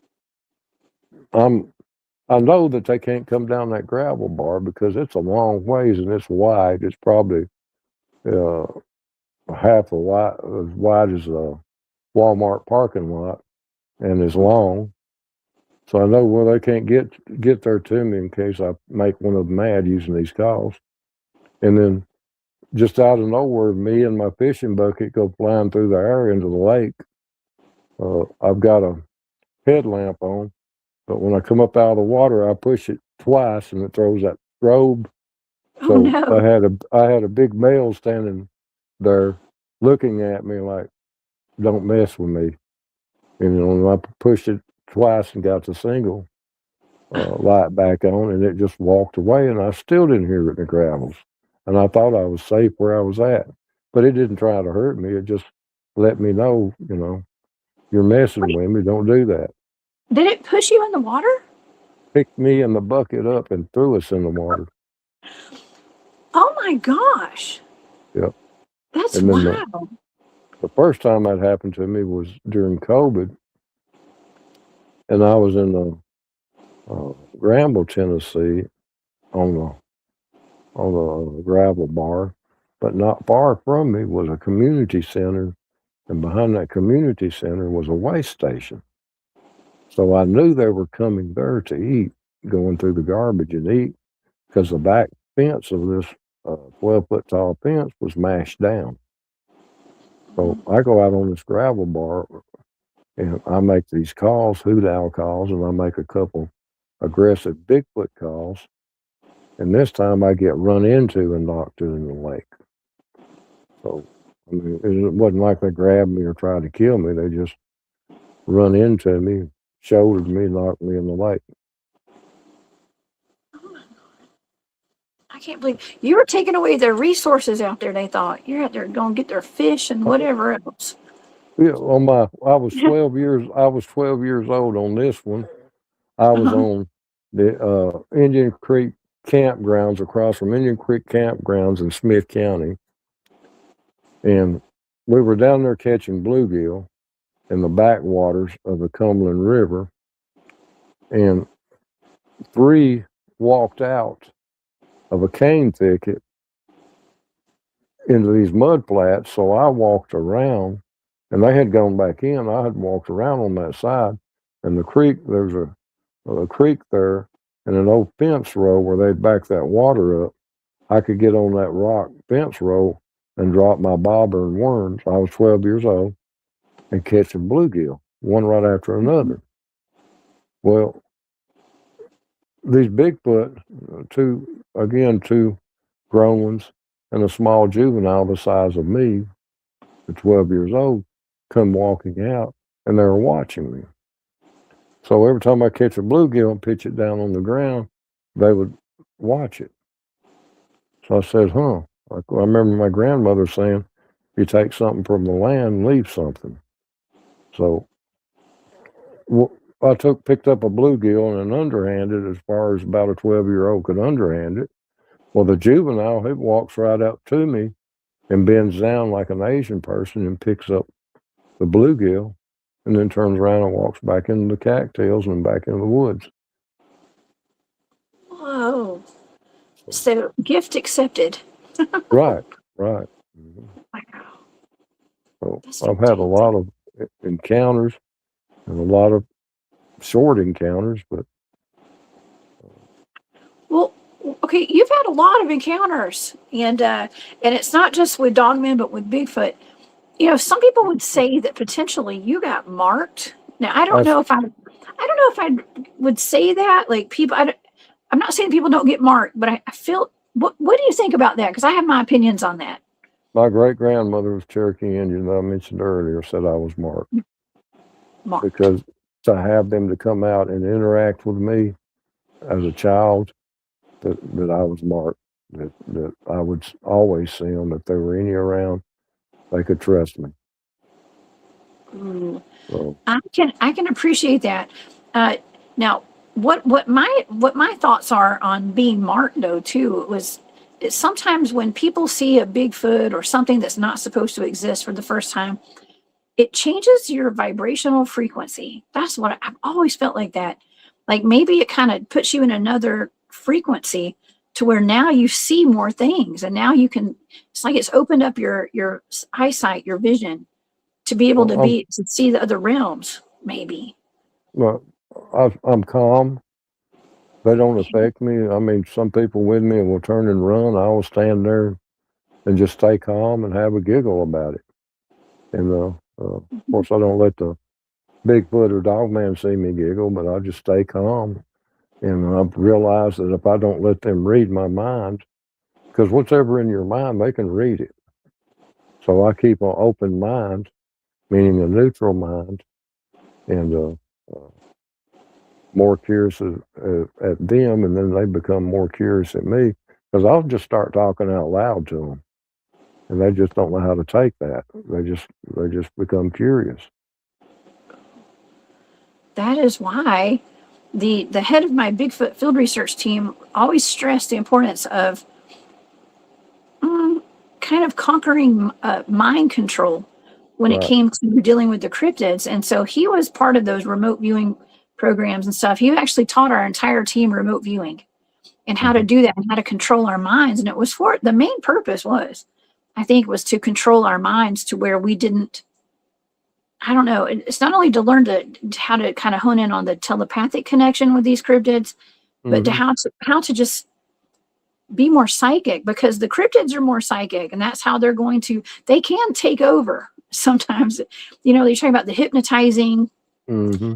kind of being frozen and it's almost like even with the zaps. I've been zapped before. I've been Yeah. zapped twice in one night. And I of course got very sick when I got zapped. Hmm. um, and I question whether that was an actual cryptid that zapped me or a human that had some kind of technology that was zapping me that night that Yeah. was still in the environment with the cryptids. I know it sounds weird, but maybe someone No, I protected mean, me. I yeah, don't know. it can happen. Well, a lot of times when I go in the woods and I've got the signs, or I know they're in there, and I've already uh, uh, become friends with them, I'll go in there intentionally get a country music song or something in my head, and I'll let it play over and over in my head as I'm going in to meet them, and that keeps them from. Uh, to me, that keeps them from reading you and your curiosities. And then uh, I had a big female that I sat down and tried to carry a conversation with, and she did know some English words. Uh, uh, the one instance I was sitting down and she kept saying help. Well, I didn't see nothing wrong with her or the other ones, so I didn't understand, and I kept telling her I don't understand. And then it was like I don't know what a mind speak is because I don't know the scientific thing for it, but something come in my head that she was hungry. So we had her encounter for about 45 minutes there. She got up and left, and the rest of them followed her. I followed them to a cave, and when I got to the entrance of the cave, another boy said, "No, no." Well, this is strange because I'm not seeing it, but it's in my head. So on my way home that evening, I stopped by Carthage, Tennessee on Highway 25, and there was a man there that was selling pecans. And I got home and I got thinking about help. Couldn't see anything wrong with him. Well, I'm going to drive back down to Carthage and buy some big bags of those pecans, and I did. And I drove all the way back up there, and by the time I got to the cave, it was already getting dark. I laid the pecans down at the entrance of the cave because the Y sticks, they had put Y sticks out there all in front of the cave. And as soon as I laid the pecans down, the bags of pecans to start to walk off, I get this big, deep voice that says, "Thank you, thank you." And all the way out of earshot, 100 yards, I could still hear that, "Thank you, thank you." I don't know if that was a mind speak or what it was. That's mind speak. That's definitely mind speak, Bruce. For sure. That's what it is. It's telepathy. I've heard it. A lot of us have heard it. And then you can hear it. It sounds like a voice, but there's nobody there. It's in your head, basically. And sometimes other people can hear it and sometimes they can't. Yeah. And then I went, we was on another hunt in Pickett County on the Warriors Path. And we were out that night, and I had brought one of my dogs, and a buddy of mine brought one of his. And we were just out more or less loping. Coon hides and stuff don't bring any money anymore, so we were just messing with the dogs, letting them train. And he comes to me and he said, "Bruce, you don't hear somebody talking on this hill?" I said, "Ain't nobody around here for over a mile, and that's the old man that gave us the permission. And there ain't no way he can be down in here. He's, right at 90 years old." And he said, "Well, just stop and listen, man, listen." And then from 30 yards up on the side of this gigantic mountain, a boy said, "Bruce, did you hear that? Bruce, did you hear that?" And I'm going like, well, here we go. We got a Bigfoot playing games. What if it wasn't a Bigfoot? There's other stuff out there too that can mind speak or just manifest a voice, like mimics, and I call them S-walkers. You know what an S-walker is, right? Yeah. People don't like to say the name. It gets dangerous.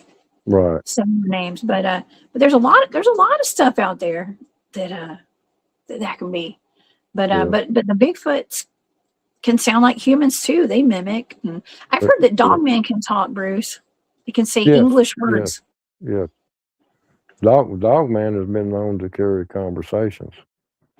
Not only the words, they can carry conversations.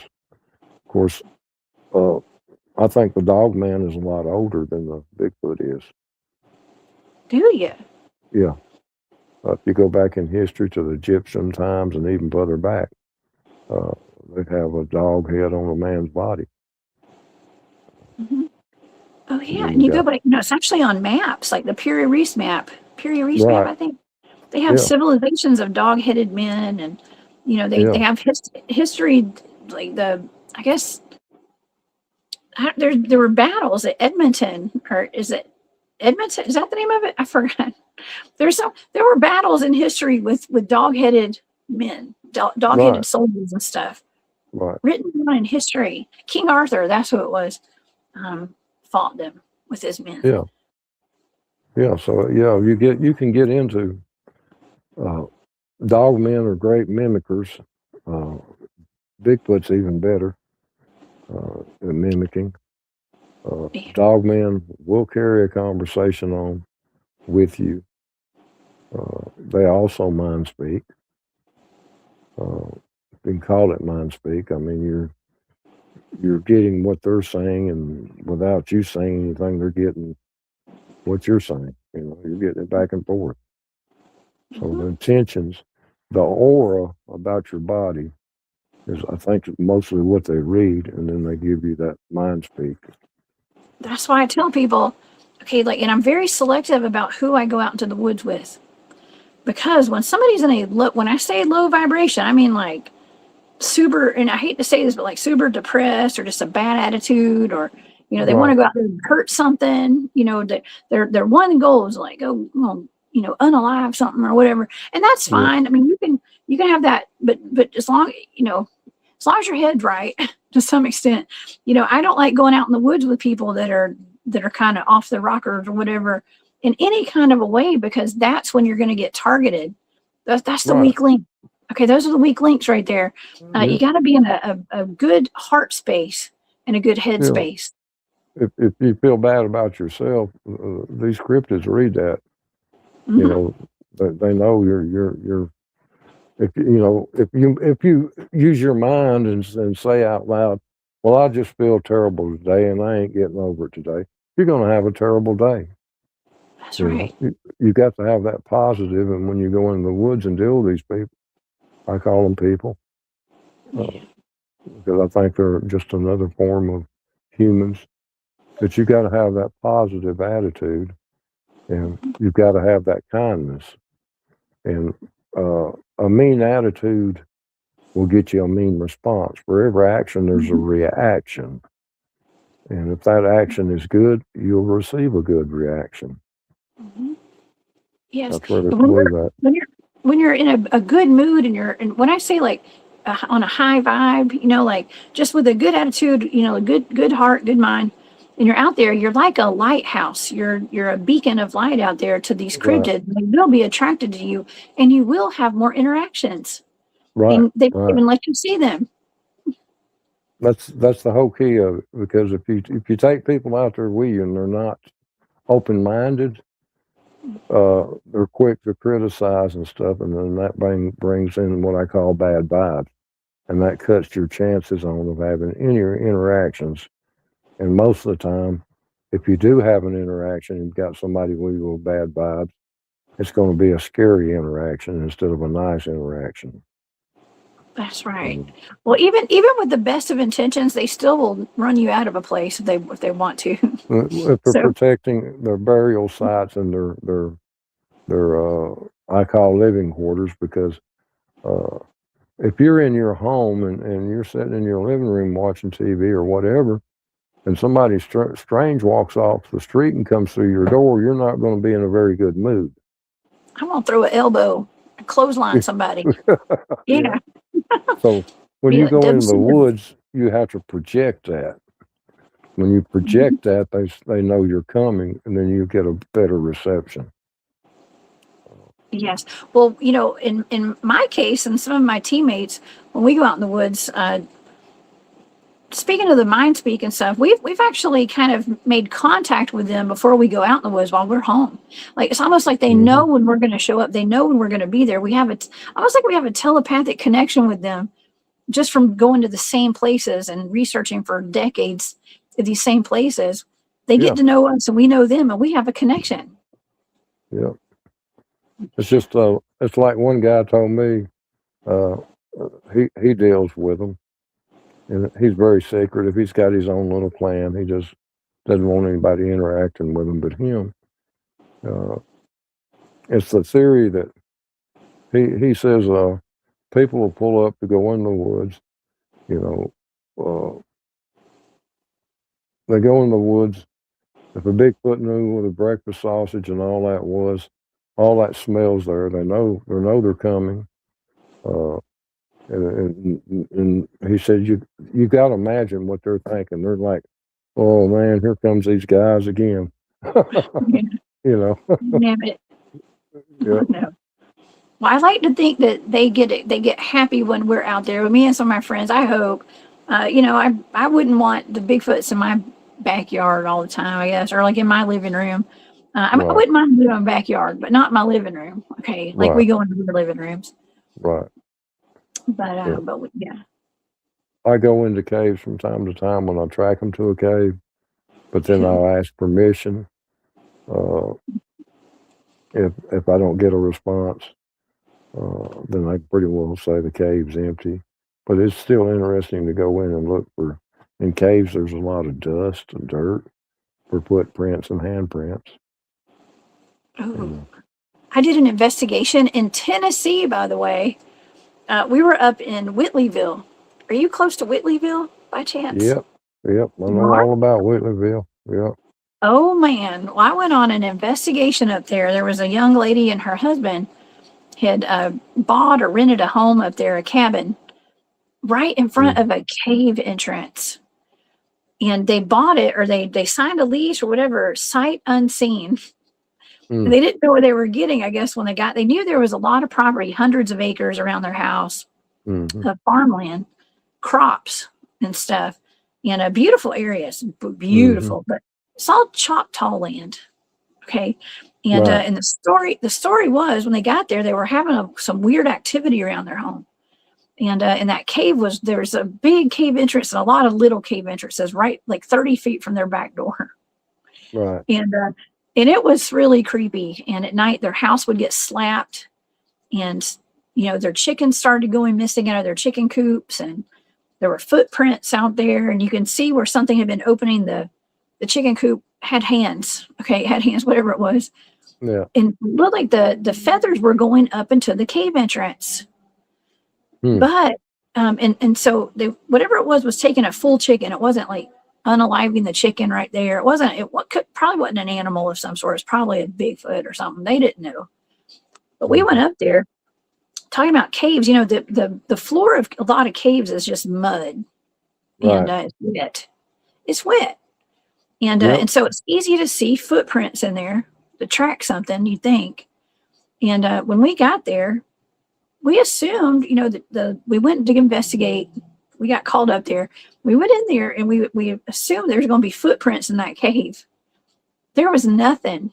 There were chicken feathers going into the cave, and it was almost like whatever it was scaled the walls of the cave, Bruce. It was weird. And so I don't know. We did end up having some like paranormal activity that happened while we were there, and came out of that cave. But there were no track lines. There were no footprints. There was nothing going into that cave. So that weird. that area back in the 1900s and 1918, a lot of people lived in those caves. They Yes. made homes there. We found evidence of that actually in there. It was creepy because it looked like it was really old, like where people had built fires way back in there in some of the caverns Right. and stuff. Yeah. Yeah. It was weird. Well, it turned out, doing some investigation, digging into the history of that cave, they said the story goes that a shaman, I guess it was a Choctaw Native American shaman, Mm-hmm. had banished a number of skinwalkers into that cave because they had a whole bunch of them roaming around the area, and they actually put them all in that cave and I guess energetically sealed it or something. I don't know. Right. Spiritually sealed them in there. Yeah. Yeah. Those pills that you've seen there, those big soybean pills and corn pills, soybean. That's exactly what it was. when they turn that, it's just artifacts are in there by the millions. It's just unreal. We found at least one arrowhead in a dry creek bed right there. Yeah. Yep. Somebody did. I found it, and then somebody else found one. They used to have a little banker. I don't know if you've seen the bank. A little bitty building was a bank. A little general store there. Of course, it's old and closed. Mm-hmm. But now, It's right next weird. to it, it's got a processing, little Whitleyville game station there now that processes cattle and stuff. Well, I got to tell you something else, because I don't know if you're familiar with the cryptid sightings out there, but right across from the house where we were investigating, there was another house, and I believe the lady who was living in this home that called us up there, she said that the neighbors across the road had kind of left out in the middle of the night.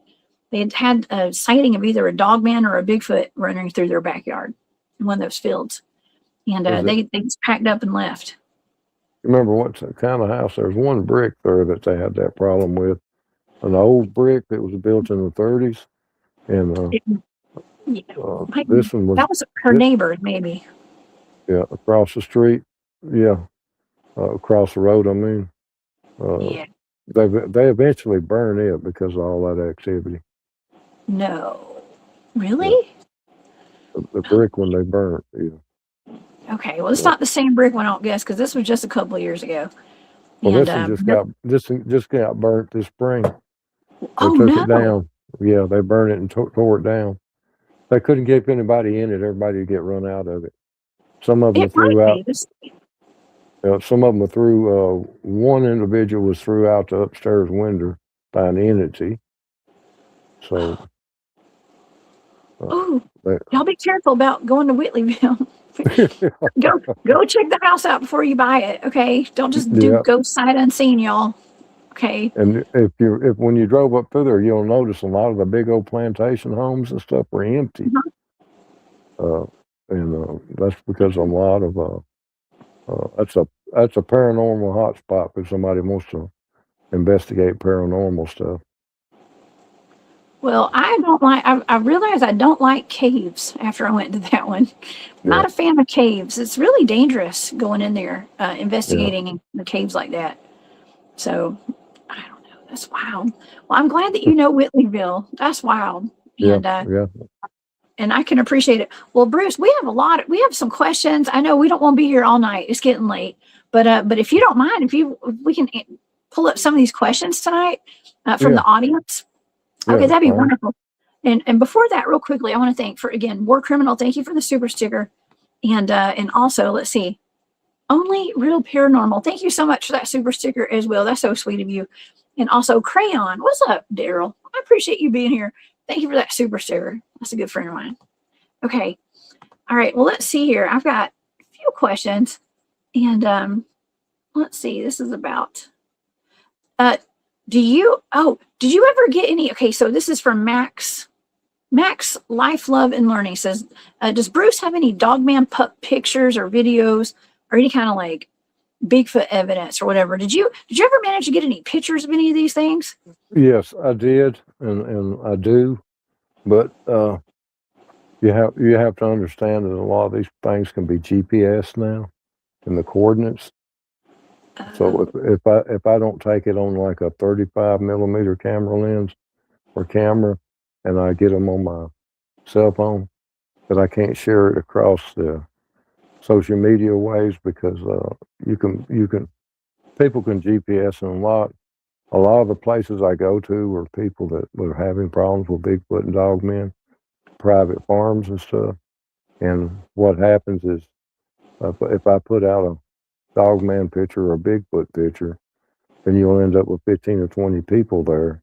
And when the farmer or landowner asks, what are you doing on my property? Well, they say, well, Bruce Brown told us about it. And all they um, did was GPS my picture. So, yeah, yes. So that's I a good keep a point. lot of that. And so my sounds that I record, uh, I will share the sounds, but a lot of the pictures, after the point, I might show you the Y sticks and explain them to you. The X's, I'll show you caves. I'll show you ancient fire pits that are still being used by Bigfoot and Dogman, stuff like that. But as far as actually showing you one, uh, I won't do that because I deal with the friendly ones. I've not run into any bad ones that tried to kill me. So I would hate for somebody to go in and kill them or use them for monetary purposes. That's a good point. Thank you for answering that. And I've actually been told that I know of families who have reported to a particular Bigfoot research organization about having and confided in them about having Bigfoot activity on their property. The next thing they know, the black helicopters show up and they Yeah, don't have Bigfoots there anymore. right. Yeah, which is That happened maybe to a a place in good Clay thing. County. Yeah, same Hmm. same thing happened there. It happens. It happens. C. Duke wants to know: has Mr. Brown ever talked with the Tennessee Congressman Tim Burchett? Yes, yes, Have yeah, you? Because he's really big in the disclosure movement right right. now, Yeah, UFOs and all that. yeah, Yeah, yeah. He's a good guy, but there's only so much he can get done. Uh, that's true. there's only so much he can talk about. He's like me. We don't want to be unalived or disappeared. Oh God, I know, and that's becoming a problem right now. Right, A lot of people speaking out about these things are disappearing, and they are dying of mysterious causes and stuff. So right. I myself have been warned. I need to, I don't care at this point. I'm already out here. I'm already talking about whatever I know. But there are, still gotta be a little careful. Yeah. So Yeah. I understand that. Mitch wants to know, do you know anything about time travel, Bruce? Time travel. We're getting into classified. I can give you a Manhattan Project time travel that happened in the 40s. I can probably give you that without getting in trouble. Yeah, an airplane.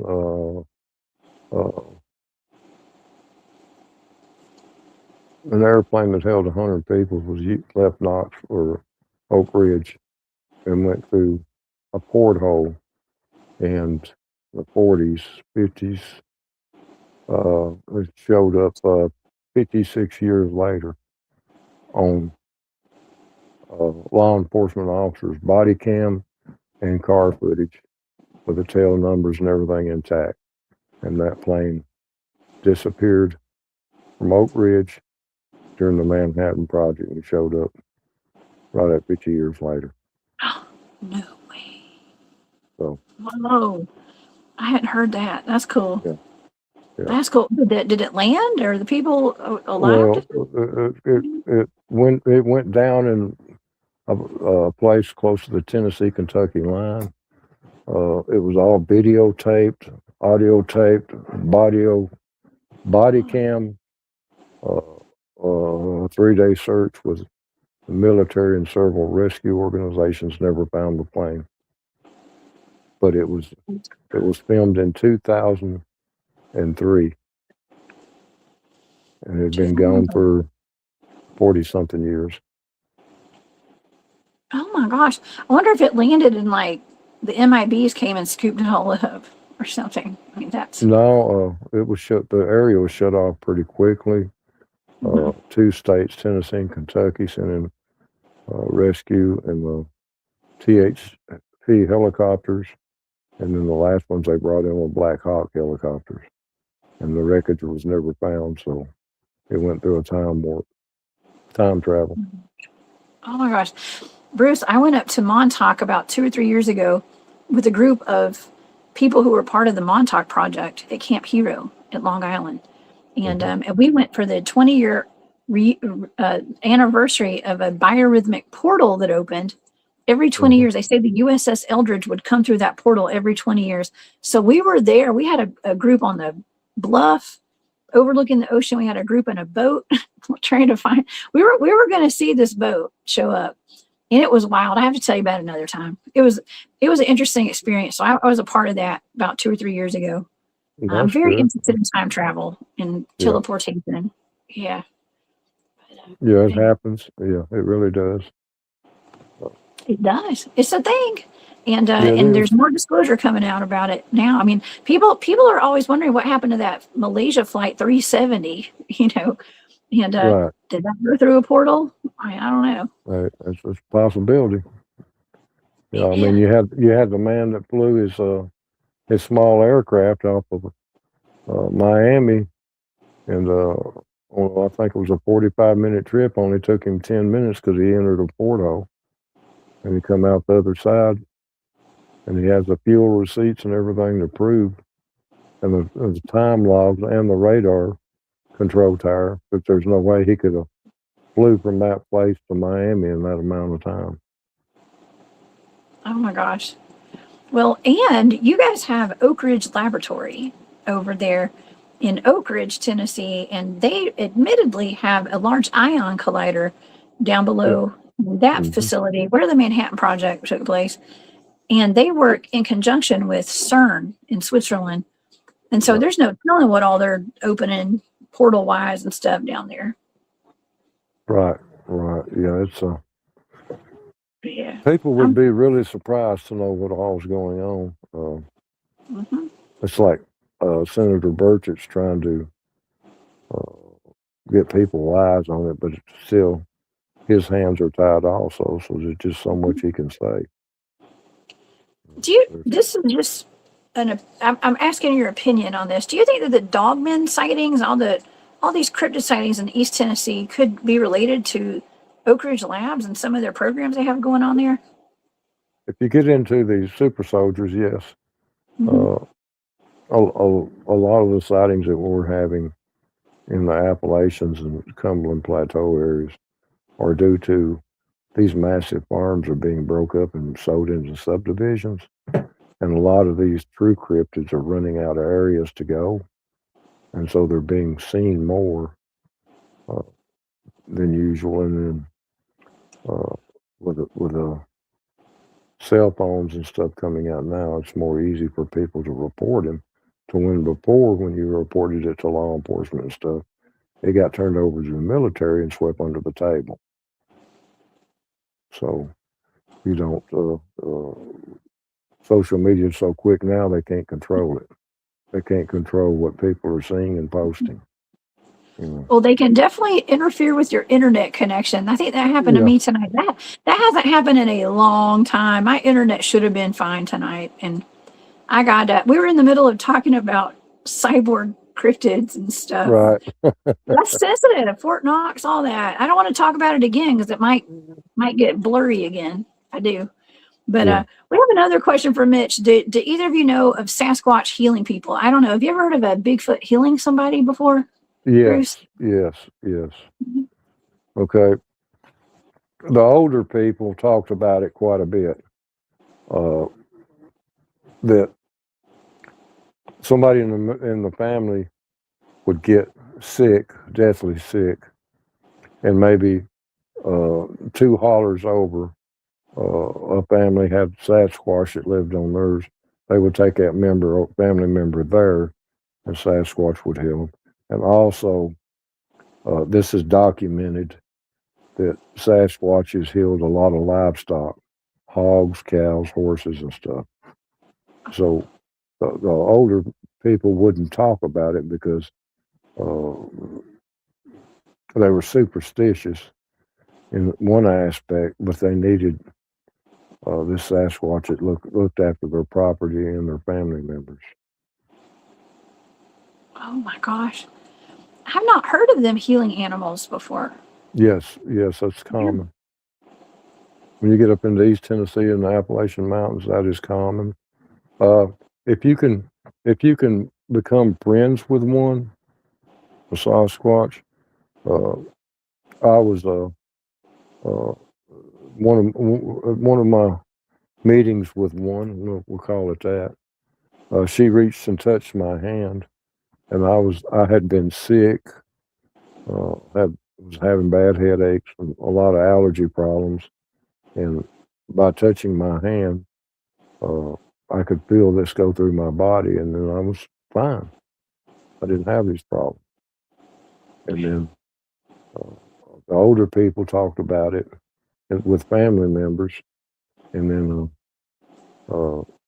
when you got up in the Appalachian Mountains, when people's hogs or livestock got sick, Sasquatch cured them, and they didn't disclose it. They kept that stuff hid because they didn't want nobody to bother them.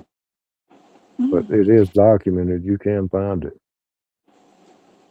Well, some people believe that Patty from the Patterson Gimlin film, and I know there's been a lot of controversy around that this past few months. Okay, but a lot of people, I believe it's real. I think Patty was real. Okay, but some people think that she was actually like a shaman or a medicine woman, basically just based off of maybe the braid in her hair and maybe a medicine bag she might have had and all that kind of stuff. So, it's food for thought, y'all.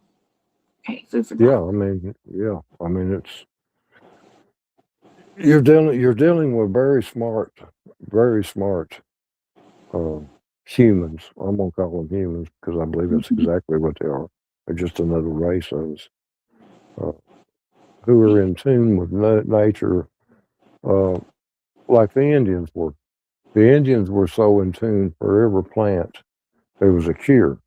Now, if you go back to the Bible, the ancient Bible, uh, for every plant, it was a cure. And the Indians knew this, the Bigfoot know it. So yes, there's cures for everything if you have the knowledge. Yeah. Oh yeah.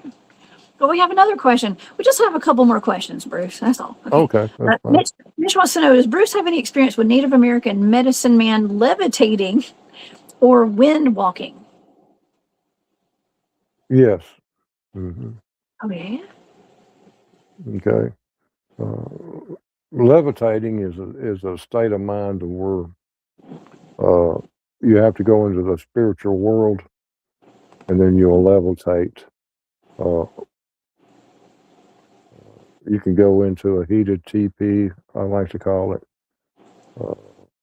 You can smoke peyote, whatever, Mm-hmm. and bring your body temperature up, and then you can levitate and get spiritual readings. Yeah.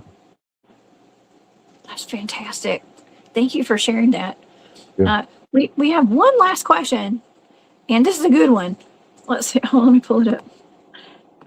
Thank you, Brandon Harris. I think is what it says. This has been great. Has Bruce written any books, Jess? Have you written any books, Bruce? And if you No, haven't, why no. not? I haven't written any books. I mean, I might think of it down the road uh, to share some of my knowledge in dealing with these creatures, and mostly, if I write one, it would be how to deal with them, how to have the forest, state parks, state forests, and stuff to impose laws to leave certain areas of these forests off limits to people, because a lot of people don't understand these are migrating animals or humans. We're all animals to an extent. They migrate. I want to see them protected. And like I started the show tonight, I'm giving you the truth. I'm not telling other people's stories. It may be true or not. I'm not going to call anybody a liar. All I can do is tell you what I experience. I know to be the truth. Could these things go rogue and kill you? Yes. They're just like people. There's good people, bad people. If we protect these things and learn from them, we would be a lot better world, and we wouldn't have to depend on so many of these medicines and cures to chemicals. Absolutely. I agree with you. Do you have any advice for the audience? Because a lot of us spend a lot of time in national forests, national parks, state parks. That seems to be generally where a lot of these beings, Bigfoot, Dogmen, are living. And do you have any advice? People worry about all the missing persons clusters and things, but generally, I think that they're not as violent as people. If you watch if you watch YouTube, you think everybody's getting attacked by dogmen every day. But do you have any advice as far as like going into national parks and stuff for our audience tonight? Be respectful. Don't get around campfires talking about ghost stories and bringing in spirits that roam those lands, that protected those lands, that are Native American spirits and stuff. Don't assume it's a Bigfoot, because they are gentle creatures. Don't believe it's a dog man. Same thing. They're gentle creatures. The biggest thing you have to worry about is human beings, serial killers, places that people use opportunities to do bad things. You get out there, somebody got nice camping equipment and stuff, and you want it because you've been cold, and you're out there on the Appalachian Trail, and you want to take it. People get mean. I believe that you run into a rogue Bigfoot, yes, something can happen to you. But I also believe when you get out here dealing in things that you're not knowledgeable in, like trying to call up spirits and stuff, you can get over your head real quick. The forests are safe. I stay in them all the time by myself. I'm told by everybody you shouldn't go by yourself, but I do. Just be respectful. Pay attention to your surroundings. Watch people.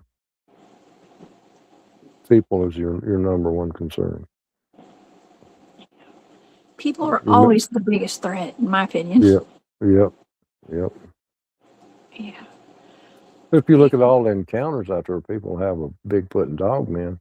There's not, you hear a few bad ones, but people don't realize these creatures could come through and wipe out a whole park system, not just one or two people. So you have to step back and wonder, was it really them, or is it really somebody else, or the elements that got them? Meaning sinkholes, bad decisions of not going prepared, and then getting off the trail, getting lost and dying, and go into a cave or something and never be found. The animals will eat you. Coyotes, bears, varmints, anything will take you apart after you pass away. So personally, I don't worry about the forest and parks. Only thing when I'm in there is I pay attention to people. I don't like to be around a lot of people in places like that because the bad intentions are there. I don't prefer to be around too many people, period. Right. That's why you and I like to go out in the woods so much, Bruce. Okay. Yeah. It's more comfortable out there. We're amongst our peers, our Bigfoot friend, the Dogman and stuff. And and what do you think about fear? Okay, because I always tell my audience, I'm like, y'all don't live in fear, live in awareness. I tell the audience that at the end of every show. What do you think about that? It's good to have a little fear, but use that fear as common sense. If you if you can turn that fear into common sense, it'll get you through any elements, the weather elements, any kind of bad elements, by not showing fear and keeping fear out of your mind. You can think more clearly and get yourself out of a spot and even save your life and other people's lives. You get jolted, like me with the hairless dogman I come across in Pickett County. There's a massive rock in the creek. It stood about 14 foot tall, 20 foot long. I was coming around it. He was coming around it, and we scared each other. So there for a split second, we were both terrified. But then you come to your senses and rationally deal with it. Yes, you got to keep your mind straight. Even in a case like that, I mean, that's where you're both kind of startled right there. Right, so, right. I'm impressed with you, Bruce, keeping your calm and keeping your cool through these really sticky situations that you've been in. Whatever happened with your vehicle? You said that your truck or your car got dented or the windshield cracked. What did you do about it? That was a while back, wasn't it? Well, I've got the mirror replaced. I hadn't replaced my windshield yet. It's got about a 2 foot crack across it. That's just a pressure crack. Yeah, that's just a pressure crack. When you wind exit and run your paper towel across it, it'll grab at where it was pushed in. The upper part that was pushed in from the crack, it'll grab. So so far it's not leaking, but I'll get that changed quick as possible. I've got other vehicles I use too. So. Oh my gosh. Yeah, I mean, that could be a part of cryptid. That's like a cryptid artifact now. Okay, I'm just saying. Yeah. I wonder about like the kid that was changing his tire and the lizard man jumped on his car in South Carolina. Man, to have that car today, man, I'd pay to buy that car. I don't know how much. Right. I don't know where it is today. But you got a piece of cryptid history. It keeps you humble. I bet. It's a reminder, isn't it? Yep. Seeing that crack. It sure is. Yeah. Yep. Well, if these beings, these dogmen, these Bigfoot wanted to hurt us, we would not be here today. Neither you nor I. Oh So, no. I mean, there's not. That's yeah. what I'm saying. Uh, th- they're so massive and so fast, and that if they really wanted bad ones, you know, they really was like everybody wants you to think they are. They would just go into campgrounds and small towns and kill everybody. But they're Yeah. not like that. They want to be left alone. We got to remember we're encroaching on them. You know, we're Mhm. going into their homes. They're not coming into ours. So we have to be respectful. We have to have a good aura about us. We have to have a good mind about us, and we have to interact with each other. And whether it's human to human or human to cryptid, if we don't interact and show peace with each other and understanding, then our minds are closed. And there's nothing you can do for society or Bigfoot or any other cryptid if you keep your mind closed. You're going to deal with bad things. Hmm. That's my requirement. Anyone who goes in the woods with me has to have an open mind. Yep, Open mind. And they have to be able to have my back and I'll have theirs. Okay. So, exactly. yeah. I tell a couple guys went to go with me. We go in the woods and I get whooped or hurt, and you ain't got my back. When I get up, you're whooped or hurt. I'm going to look at you too, right? I know. I hear Right. you. I hear you. You gotta be tough to get out there a Yep. little bit. Just a little bit tough.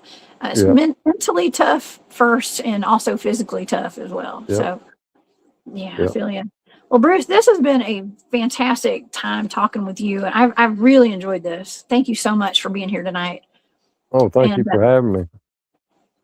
man, please come back and hang out with me again. I would love for you Yeah. to come down. Yeah. Anytime. Okay. Anytime. Just give me a holler and we'll do it again. We'll get in some Bigfoot stuff. Well, Maybe get into another alien ride or two. But yeah. shoot, yeah. You know what? Maybe one day we can meet up and we can go eat some Vieners in the woods There you together. go. Yeah. Yeah, Yeah. We go need to go check on out some Dogmen there you in go. person. We'll get a Okay, few dog men in and some some beaners and beaners, some pork beaners. and beans. Yep. Hold on, here we go. Here we go, right here. I got Yep. them. I got I you. get that. Can't got me. Can I'll bring a whole 6 pack. Okay. I get that extra big can. Oh my God, the big one. Hey, here's a Yep. trivia question. So I went on a hike yesterday with my friends. I was with Dale and Kelly. Shout out to Kelly and Dale. If y'all are in here, I know y'all are watching. They may be in bed already by now, but Dale said, Jessica, how many? Here's a trivia question. How many viennas or sausages are in a can? Do you know? I would guess probably You know? nine or 10. I was wrong. I think it's 7 because I said 6. I think it's 7. There's 7 in here. So, I should have waited to see if the audience knew.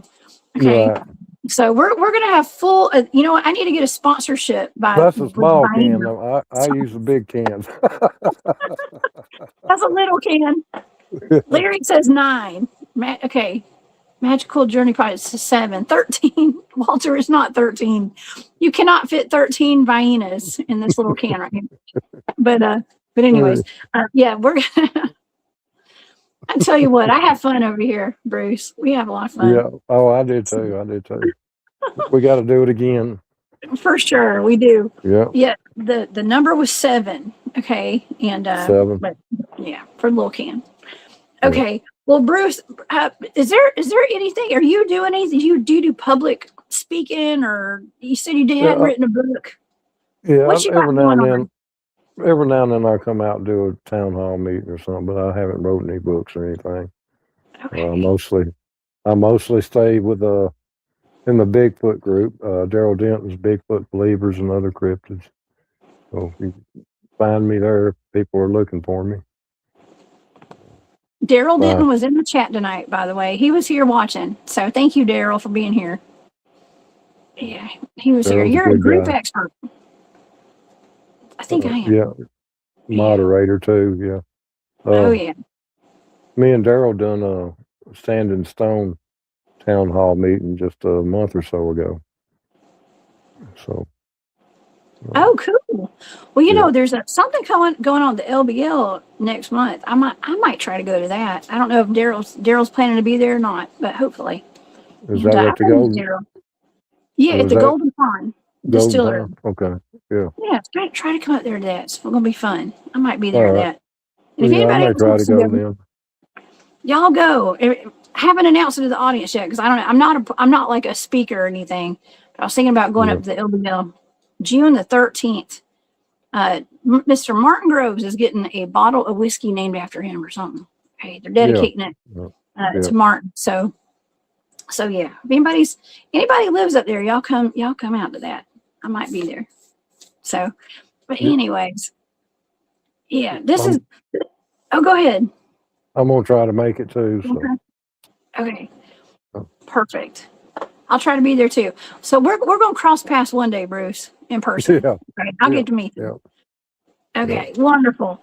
All right. Well, thank you again, Bruce, so much for being here, and let's please keep in touch, and come back and see me. And I want to thank everybody for being here tonight. We have the best audience on the internet, and the best chat. Thank you guys so much for all your questions tonight. Thank you to all the moderators for being here and helping with the chat tonight, and making everybody feel welcome. Also, Matt, War Criminal, and Only Real Paranormal, and Crayon. Thank you so much for the super stickers tonight. I appreciate y'all. And yeah, I guess I'll see you guys back here on Monday at 1 p.m. Eastern. I will have a live show, and I promise y'all it'll be awesome. Okay. And all right. Well, Bruce, any final thoughts before we say goodbye? Appreciate everybody watching. Thank you, and everybody have a blessed night. Stay safe. I second that 100%. Y'all have a great night. Bruce, you have a great night too, and we'll see you guys back here next week. All right. Bye, y'all.